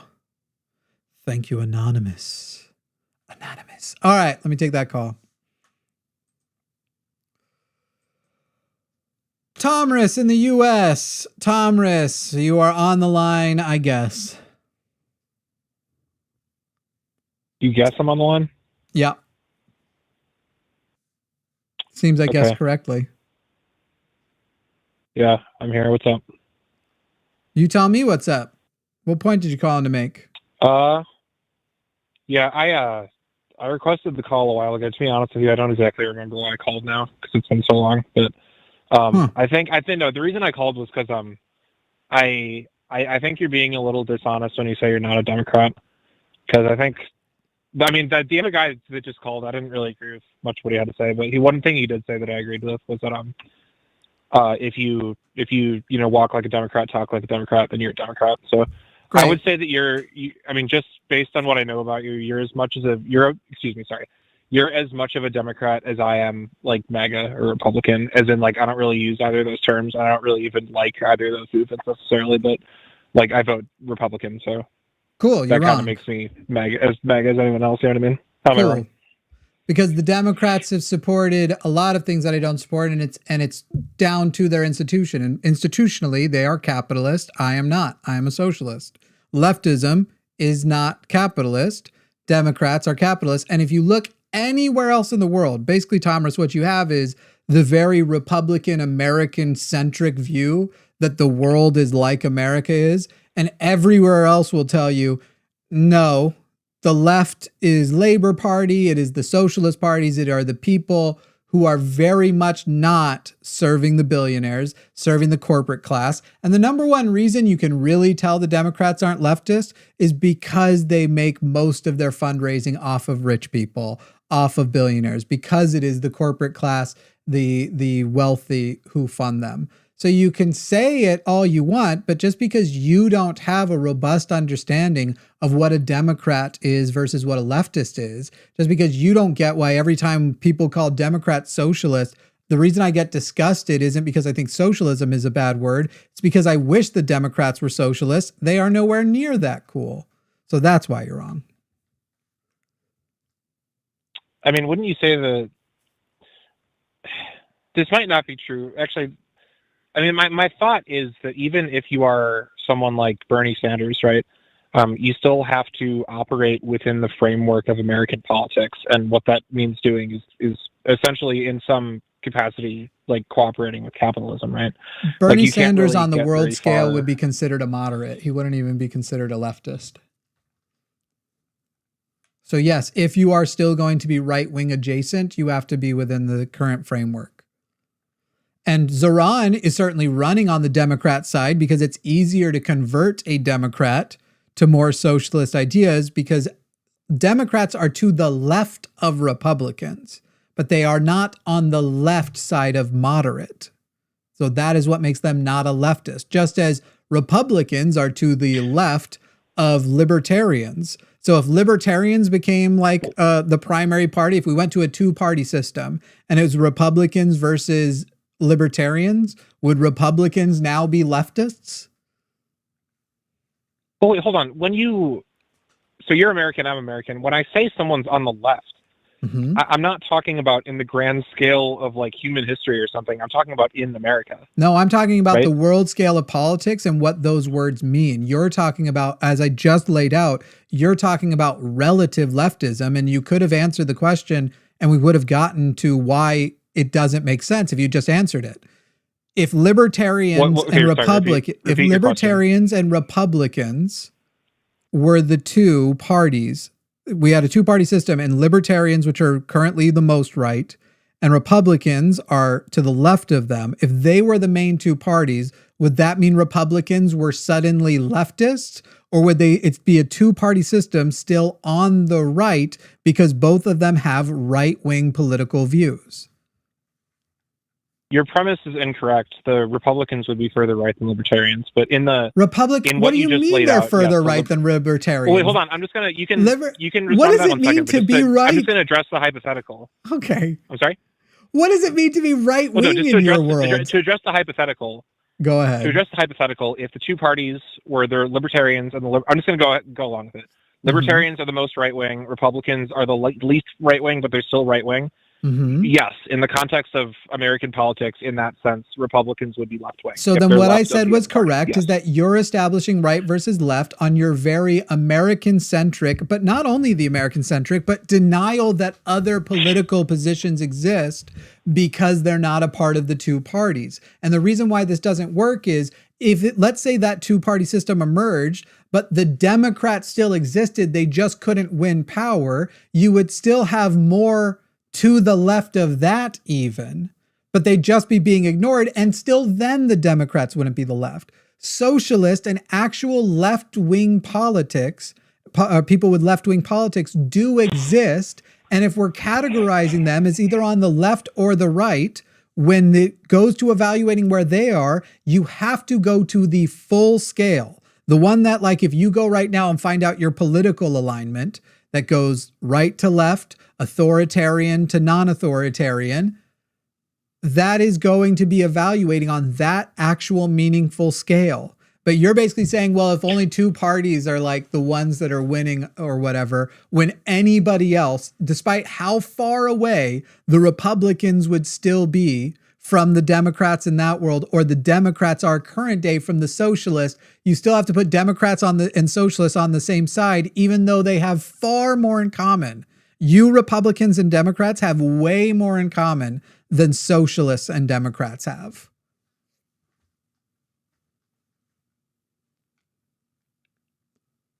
Yeah, I see what you're saying. You both preserve capitalists. That's literally like you're both serving oligarchy. That's y'all's thing. What do you mean? Well, hold on. You said something about this before I got on, but I actually wanted to address too, that capitalism and right wing don't mean the same thing. Like I said there is nuance. There is nuance. However, as a decent enough summary, it actually kind of does. That the right are the capitalists and the left are the socialists. You can say no. It doesn't make it true. I mean, that is how it is. How do you figure that? How do you figure that capitalism is right wing? Explain that. Because it's kind of like you're asking me, how do you figure that ice is a solid? This is the tradition. This is how world politics have been for the last several century, if not all time. I don't know what you mean. How do you figure that? That is just traditionally what it is. How is ice solid? Well, Because no, that's what it is. Yeah, go ahead. Well, no, because if you look at capitalism is much more egalitarianism than is much more egalitarian than what preceded it. So if you're like on a right-left spectrum, right, the thing that is supporting egalitarianism, generally speaking, is going to be the thing that's more left-wing, right? Is democracy. So what I'm saying is that capitalism. No, you're mistaking capitalism and democracy up. Democracy is what made it more egalitarian and reducing class power imbalances, which actually is moving to the left, because the farther you go right, where you start to escape things that look capitalist, is actually end stage capitalism, which is fascism. The most right wing thing is the most capitalist thing. The rich, the survival of the fittest have eaten all others, and now the ruling class, the fascists, get to decide who succeeds, even as they use an alleged free market framework. But you're like trying to get into concepts within of like libertarian capitalism, of which there is an opposition. There's also libertarian socialism, for example. That's not what I said. Wait, hold on. Did you just say that fascism is capitalistic? Did you just say that? So fascism is the end stage of capitalism. It is the most right-wing capitalist position. It's the furthest right you can go is to fascism. It is authoritarian capitalism. Basically, capitalism is survival of the fittest. You either succeed and are rich, or you die. It builds up, and now you have a ruling class of oligarchs. In this case, you're seeing this in Donald Trump. They pick who the winners and losers are. They pick who the poor people are. It is the most authoritarian conclusion of capitalism. Yes. That's just not. I forget what I was even going to ask, but no, you've been wrong about everything you've said is not correct so far. So I don't know why I would take it on your. Mine is based on actual like. Did you go to school? Did you take civics courses? Did you take any political theory classes? Like, where are you? Well, no, we can just talk about ideas. We don't have to like. Would you agree with me that capitalism is more left wing than feudalism? Capitalism is more left wing than feudalism, probably. But again, I would like. No, wait, more left wing than feudalism. No, I don't think I would agree. 1400s when you had like lords and serfs. Yeah. I actually don't think I would, because I think that the march toward what you're more talking about is authoritarianism. And if you add capitalism to authoritarianism, you actually do start getting more toward that direction of fascism. Feudalism and authoritarianism aren't the same thing. That's not the question. Adding authoritarianism to capitalism is a form of. So no, I wouldn't agree with you on that. Wait, adding authoritarianism to capitalism is what? Feudalism would be a form of authoritarian capitalism. That makes so Singapore is a feudal state? Sorry, what? No, that's not how these things work. We were talking about forms of things. How could capitalism exist before the 1700s? How is that even possible? Yeah, so you're talking about the actual term on it. We're identifying things. It's kind of like asking, how could dinosaurs exist before the 1800s, when we first started identifying dinosaurs? We didn't call it that back then, but you can still categorize these things. I mean, wouldn't you agree with me that a basic kind of tenet of capitalism is that people are in the capitalist framework, people are economic units? Sure, but when we're talking about capitalism, and like I said earlier, there is nuance to what is the right. And so basically the reason why capitalism and the right go hand in hand is that capitalism are systems of hierarchies, right? And so right wing is the right is essentially establishment and maintaining of hierarchies. And so only if we're saying you're escaping capitalism, it would be if you somehow were able to find an even more hierarchical system, which would be feudalism, which is what actually would make feudalism to the right of capitalism. It would be capitalism, a more authoritarian addition onto it all. if you're thinking like free market capitalism as though that's ever actually existed, like true Ayn Rand wet dream shit, and everybody is born and can get themselves out of the power systems that may be working against them. You can just pick yourself up by your bootstraps. That's an absolute, utter, and complete fantasy. Yeah, so you agree with me then that capitalism isn't the most right wing you get, right? That's my whole thing. Is that like capitalism? Again, capitalism can define a lot of things, and so it's whether does capitalism and feudalism actually incompatible? And arguably, you can say that capitalism is a form of authoritarian, or feudalism is a form of authoritarian capitalism, and you would have to actually divide it out in some way. And so it is definitely to the right of American capitalism. But would I say feudalism? I mean, I'm not a political theorist, but I don't have the confidence to say that it actually breaks free of still existing within a very broad definition of capitalism. So I guess the point that I was trying to make with that is that within feudalism, at least within European feudalism, the whole point of that is that people weren't just, I mean, again, like going back to what you said, like they didn't necessarily have the vocabulary to say this in the 1400s, but the whole thing was that people weren't seen primarily as economic units. You were seen as like part of a, whatever part of the family you were part of in the age and the, community or whatever. The kind of the thing that the Industrial Revolution, I think did this more than anything else, but the thing I guess that we'd refer to as capitalism is essentially the idea that more than being like Joe from Bavaria or whatever, you are an economic unit, and that your worth in society is essentially correlated to how well you can work within the system of making money, right? And yeah, there's a very beautiful Ben Shapiro demonstration of it, even as Republicans pretend to be to have those as values, but clearly are working more toward a more authoritarian form of capitalism, and with Donald Trump at the helm. But fundamentally, we don't agree that capitalism is all. Well, I don't know if you're saying you line up with that or you're just trying to define it out. I don't think capitalism is in its entirety as you've just defined it. And again, if we're talking about breaking down hierarchies and power imbalances and the nuance of what makes right versus left, we come back to the original topic. The Democrats are absolutely maintaining power hierarchies. They absolutely are maintaining capital-based hierarchies. They are absolutely protecting corporate oligarchs, and therefore would be incompatible with leftism, which would seek to not only break down those systems and redistribute the wealth.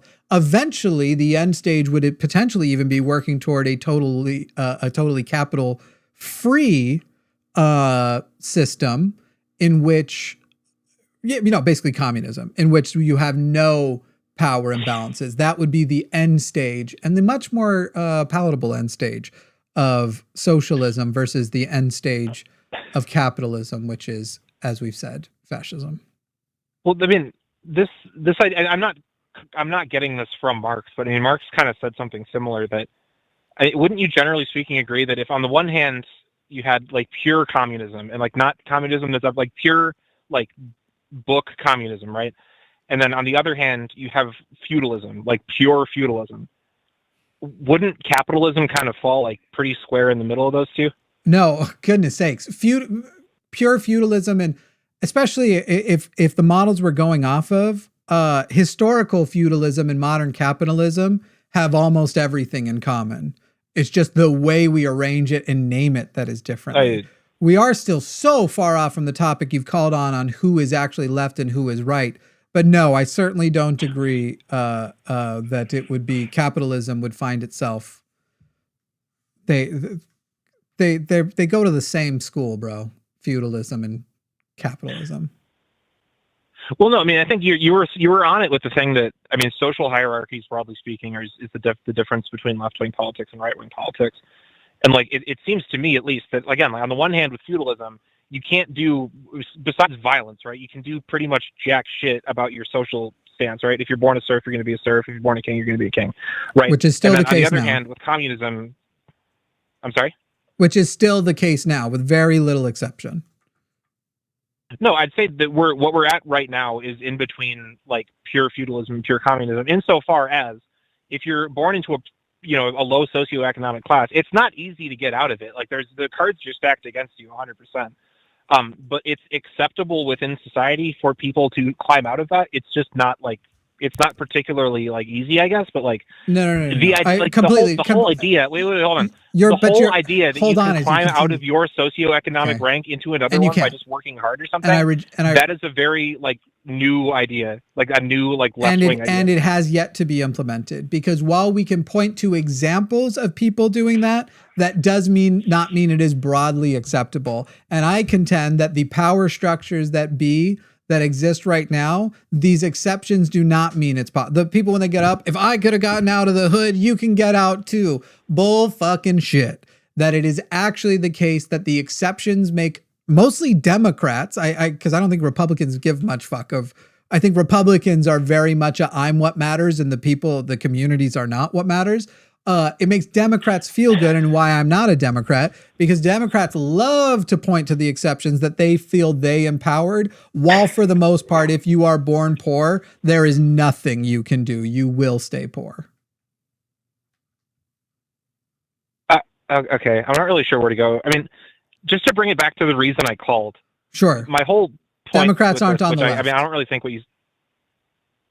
No, they are, though, in my opinion, because... But you already said only in the American sense that they are to the left of the other party in the two-party system. That's what you've acknowledged, which doesn't make them broadly left. It makes them to the left of the Republicans, which would mean in a system with the Libertarians, if you do accept that the Libertarians right now are to the right of them, would make the Republicans the left. It's a very hyper-subjective and will change anytime the party changes things, instead of going with the traditional, for now hundreds of years, system that actually define left versus right. So I guess with the hundreds of years system you're talking about, would what I said about communism on one hand, feudalism on the other, would you agree with me that that's like more or less accurate to describe that situation? No, I don't think so. I think I already said that the end stage and total extreme of leftism would be communism, and rightism, and of capitalism would be fascism. And I think feudalism probably falls slightly short, but it's not the full mirror. I don't know. Does feudalism fall short, or is that just pure fascism? It's harder and harder to tell the difference between the two every day, especially as we become more feudal. But then you said that you think we exist somewhere between feudalism and communism, which is like such a broad spectrum to say we exist within. Of course we exist somewhere within there. Well, on a right-left spectrum, yeah. And again, like I'm not even really talking about the economy. I'm talking like as far as their attitudes towards social hierarchies go. I mean, honestly, I would put fascism and feudalism are pretty close to each other on like a right-left axis, right? But like on the one extreme you have fascism or feudalism, and then on the other extreme you have communism. And like that's because of social hierarchies, right? Yes, the end stages are fascism and communism. Yes. And communism is a much more palatable end stage. So what would actually be in the center then, if it's not capitalism? Bernie Sanders. It would be sock dems. It would be people like them that are like, I want a little bit of this and a little bit of that. Obviously, you also have the phased approach. So like I've said, as far as who I'm going to support for president next time, I'll be primarying for almost anybody who does a combination of supports Medicare for all and doesn't throw trans people under the bus. Those will be all primary for almost anybody who meets those two. Despite whatever other faults might show up, unless they want to go back into Gaza, that'd probably be another line too far. I don't know, man. I would. Go ahead, yeah. And so, yeah, Bernie Sanders is essentially the center, and you start moving. You try to move further and further left. Yeah, I mean, I think this goes back to what I said at the beginning of the call, that like Bernie Sanders, like, he would be much, much, much more overtly far left if it was like socially palatable for him to do that. You like, say that, but you don't have any evidence not, of like, it. I don't know that that's true or not, because I know I am to the left of him. I don't find him to be a person who is deceitful and afraid of, because it wasn't remotely palatable for him to be what he is for decades. He was kind of a political joke to a lot of people, and yet he did it. So I don't know for a fact that he wouldn't have gone further left. Yeah. There's a lot of reasons Well, I why think I think he's he'll elect a aiming. president. If you look at like historically, I guess, or not historically, sorry. If you look at like what we consider people who are far left, if you look at what they're aiming towards, right? I would say that, I mean, at least based on what I've like observed from Bernie Sanders, he seems to be like aimed in a pretty similar direction to them. It's just that, like, again, like he has to use more kind of moderate language. And, like, I'm not interested in your feelings, man, because this is it really is just what you think is simmering under the surface, and this is the game Republicans have played for years. Obama's a secret communist. That guy's so fucking capitalistic. Put him in the prison too, dude. He committed some fucking terrible atrocities because he does love preserving those power imbalances. So the whole thing of like really their intentions underneath, they're much further left than they're telling you. There's just not any evidence to actually fucking prove that.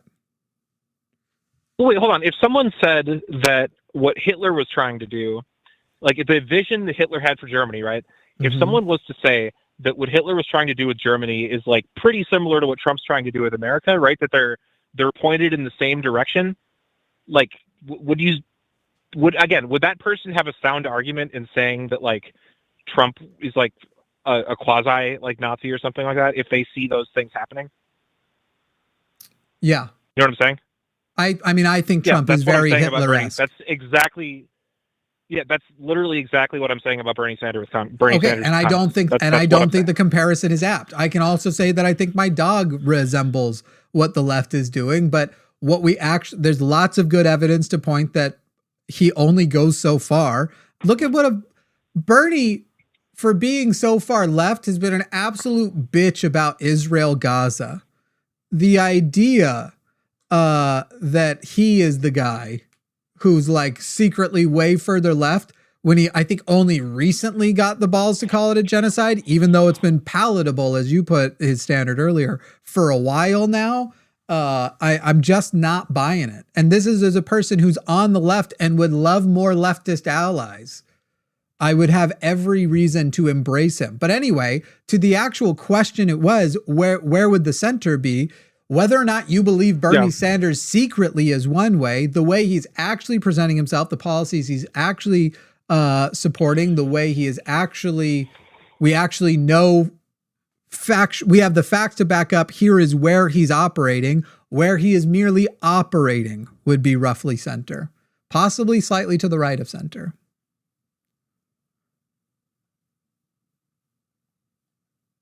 Yeah, we can agree to disagree, man. I mean, I think okay. I guess where I'm coming from, the way I'll phrase it is, I think where I'm coming from with this is that like what you say about like what Bernie Sanders, for example, right, says about society and what he says his like goals are for like what he's doing.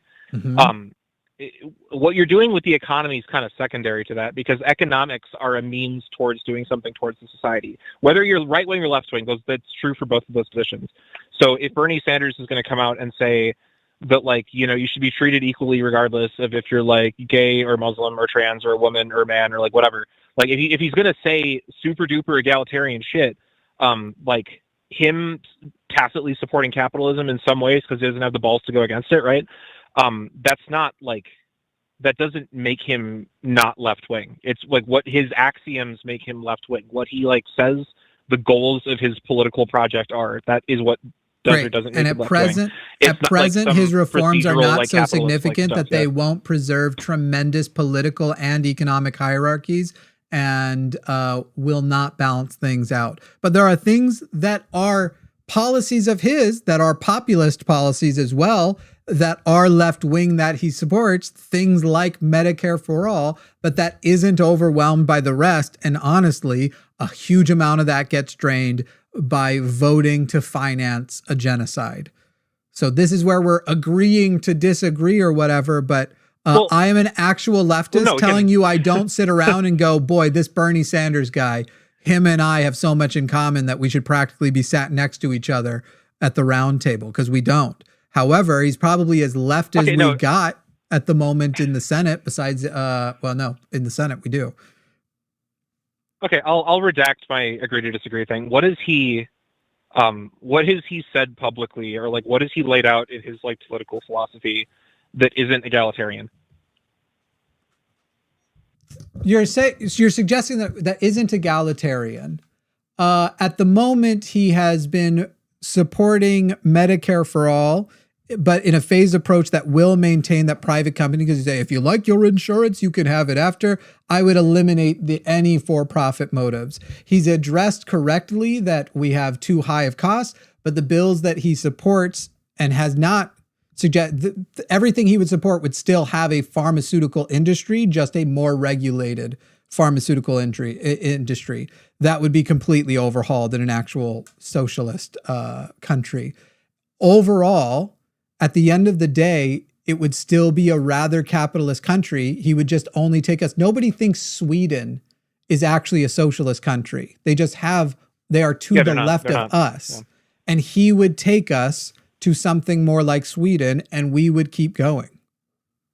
And by the way, the non-egalitarian thing, again, policy-wise, it's so non-egalitarian to support the Gaza genocide that one, it's kind of like Hitler.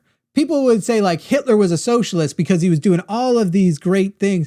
If you just ignore the nationalist part and that it was specifically for white Germans in this group, if you isolate it just to the benefit group, it's socialist for the benefit group, right? Which makes it not socialist. So you can be very severe with your extension of those things, and something like Bernie and Israel kind of is enough to drain the rest, but it also, again, the point about Sweden is in there as well. But that's about the least egalitarian thing anybody can do, because you can't come out and say Muslims have value and then be like, but in the right to defend themselves, let's let them kill some more kids. Yeah, man, I don't think the things you just laid out make Bernie Sanders somehow a centrist or somehow more like right-wing than left-wing. I know you don't think that. From the onset, you haven't agreed with me on anything, and a lot of them have been basic historical facts. You think that the left is defined by the party left of whoever's the other party in a two-party system, when that isn't the case. Well, yeah, so I'm not surprised you don't agree, because I don't think you have a grasp of what left and right is yet. What is... Okay, first off, when we talk in America, and again, we're both Americans, so that's like when we have a conversation. In America, okay, I'm a leftist in America. I already addressed this. If you are saying that the left is the Democrats, then you are ignoring entire populations of people. And by the way, the Democrats do this more than anybody because they don't want leftists to start getting a vote. And it starts to highlight how stupid our two-party system is. So in America, if we talk about who's the left and who's the right, I'm not going to conform to your language that further disenfranchises my political group. Yeah, I guess it's just that, like, again, like when you're colloquially in America talking about left and right, we're not referring to your understanding of world politics. We're talking about the political. My understanding of world politics currently is the world's understanding of world politics. You're actually saying what you mean to say is, I want an American. It's not the average American's understanding. Thank you for saying that, because you just highlighted the issue, and this is where I'm going to leave you because it's so stupid. America, and this is going to be hard for you to hear, Thomas. America isn't the world. Yeah, I'm not talking about the world, bro. I'm talking about America. I literally just said the world. You said your understanding of the world, and then you go, but America's understanding, and the whole point is, it's not about my understanding. Mine reflects the world's understanding, and I reject the American-centric framing that seeks to disenfranchise people who are not part of a two-party system that is really a one-party system, because it is the party that is representing the oligarchs. It is the party that is representing corporate America, but we're getting all up in a tizzy over whether or not, because one group doesn't like brown people and trans people and the like, over social issues, while we're distracted with all of that, you're going to lose your health care, or you never had health care to begin with, or you're going to be underinsured. But don't worry, we'll tell you, if you're rich, we have the best health care in the world. It's not just a matter of my understanding, because that is the world's understanding of what left versus right is. It's that I am rejecting the stupid framework that your people, because you are from one of those two parties, wants to maintain to continue to disenfranchise people who are actually on the left, because you are terrified of actual socialism, because you are a part of the in-group, and you think that the basically loss of privilege is the equivalent of oppression. Make your last words now, and let's get it out of here. I don't have enough time to respond to all of that, bro. Great. I mean, the difference between left and right is the position on social hierarchies. If you have a better definition, I'd like to hear it right now. But if you don't have a better definition, then don't tell me I don't know what left and right mean. You don't know left and right. Good day. Don't tell me. I'm gonna anyway. And I already said these were your last thoughts. So trying to go, no, I really want to be on the show longer. Isn't going to work. Fucking goodness sakes. The basics on these people. And that is the point. That is the case. Like, the reason why Republicans want to call Democrats on the left is because they're tired of, they are absolutely terrified of socialism. The reason why Democrats want to be referred to as the left is to sort of make everybody think this is the framework within which you get to vote. This is where you get to, this is where everything happens. And so don't worry, there's not better options out there, of which there are. Voting actually to the left, voting actually leftist is far superior. So it's literally like they only use the term to disenfranchise. Republicans use the term left to try and scare you from the Democrats who are on the right, who are serving the masters of oligarchy. And the leftists, or the Democrats, use the term left to refer to themselves to actually disenfranchise the actual left, to maintain the framework and make sure that only right-wing people can be elected in America. And that is the case for the most part. Like, Zohran Mamdani is starting to look a little more moderate. I know people move to the right when they are, but there's some shit he's doing where it's like, what happened to the things we were doing? But Zohran's, there's some things that are just, but he will be the most leftist elected official that I'm aware of when he becomes mayor of New York. And that's a good thing. They're not afraid of socialism. They just prefer it for corporations and the wealthy rather than the poor. Sure. But that's like National Socialism. Why they don't understand what he was a socialist, because corporate socialism is not socialism. It's a clever way with words. It's like that corporate word contradicts it, right? I have a soft boner. A flaccid boner would be better. I've had soft boners before. We've all been there.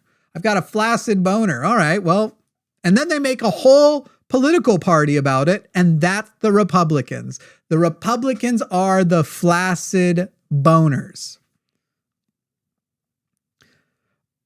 Zohran's just been a little try and make too many people happy on the Israel issue, but I think he's coming back around. I haven't even bothered to look if he's doing the dumb, well, you gotta give Trump credit for this thing, because that's going to drive me up the fucking wall. You do not have to get, if someone's beating the shit out of you every fucking day, you don't have to give them credit when they stop beating the shit out of you. Yes, of course I would support you. Not only do I support universal basic income, we will not survive as a species if we don't eventually pass it. AI and robotics will replace over 90% of the workforce. Basically anybody who's not rich. Whatever labor you're doing, and this actually extends even into medical, it extends into therapists, it extends into certainly a lot of art, as far as AI is not going to be the best artists, right? Because art is something humans do. But they will give an individual who wants wedding photos, AI is going to produce a robot that can do all that shit, and everything will be putting out. So there will be a few wedding photographers left. It will not be most of them. Flaccid Boner would be my band name, not Soft Boner. Get it? Come on. All right, what's been happening in the show? I haven't even really been paying attention in the game. Get another program. Sorry about that. The game really did not advance. We got to get some of the callers that we had on earlier in the week. I was like, man, I wish the game was out because I could fully roll these people while playing. But the last guy at least had some interesting questions that I had to think about. It's wild that he thinks there's this cavern between feudalism and capitalism. How could capitalism exist before we invented the word? At least he seemed to take that on board when I was like, how did dinosaurs exist before the 1800s? At least I got through to him on one thing, I think. It's a very tall man. I like to think that his legs are also stitched together underneath because he's got the pants and then you can see 2 pairs of pants that are stitched together. And I like to think that that's actually how his legs work too. He has 2 sets of legs stitched to each other.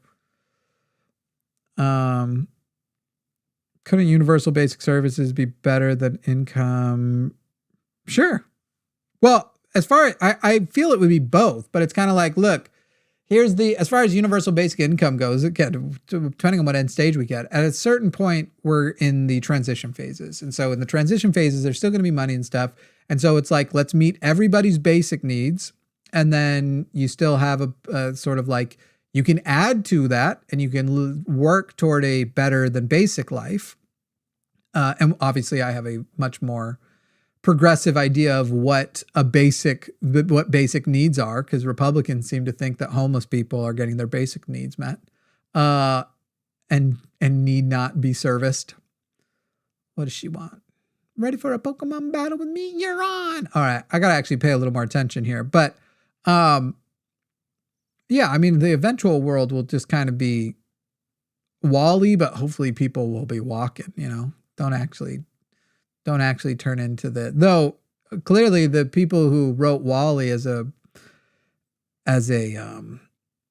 cautionary tale did not imagine Ozempic. Of the things they successfully predicted, they did not think of Ozempic. Maybe I should have tail whipped in the first place. All right, then we got that second ember. Come on, it's almost up. Mew. Yeah, because you were a grass type. Grasshole. All right. I will play until 1, which is 27 minutes from now, if y'all keep donating. Let's see what we're at. $5,022. So let's say you can buy 5 minutes per $100 donated. So if we get $100 of donations in right now, I'll go till 12:40. We get another 100, 12:45, and we'll probably cap it at 1 a.m. But you have to get it in like right now. Otherwise, by like 12:26 or so. Oh shit, I'm fighting. By 12:26 or so, I'm definitely going to call it. Uh-oh, come on, Totodile. Don't do me like that. I guess I should still hit him with the fire, even though it's not going to do much. It's still a move that's unlocked. Get another tail whip in there. Come on, move. Get out of here. Get out of there. Was I supposed to be doing something defensive in this period of time? I feel like probably, right? To get, oh, he's so close to dead. Come on, run away. Let's stay away from him. Keep in motion. Hit him with your thunderclap. We got $20 in. We need more donations, people. Ozempic still exists in the Wall-E world. Humans just don't care. Well, they'd be dying pretty young with that level of non-motion, being that non-ambulatory. All 100% of your donations are going to Secular Student Alliance, the sort of anti-Tomris, anti-Greg organization. So we've got like another minute or so, but like I say, we got to do $100 per 5 minutes if you want me to stick around till 1 a.m. Otherwise, I am content to play this in my bed. So go ahead and flood that right now if you want to just make it till 12:30. And like I say, for every $100, I'll add 5 minutes and probably cap at 1 a.m. unless things are just lots of fun. Okay, so this is probably telling me to go here. I wasn't really paying attention once again. I missed my Gen 1 Pokemon, still my favorite era of the series. I know there are Gen 1 Pokemon in this game. In fact, I think there's a lot, and I did confirm because the last game, Scarlets and Violets, by the way, Mega Pokemon are back in this, which is awesome. Scarlet and Violet did not have the Abra line in it at all. It's the worst part of Scarlet and Violet by a lot. Okay, that's cool. Autosave, save progress. Looks like I'm probably going here, people. Since you're not donating to the Secular Student Alliance, it's probably over. Uh-oh. Well, this sucks. What do you think is the deal here, Jimmy Snow? A pack of wild street boulders? However they got there, they definitely built it a wild Pokemon. If not, we're short of customers. We don't see business here. Oh, well, I know. Special route we can use to detour. I guess I'm probably going to have to learn Rock Smash soon.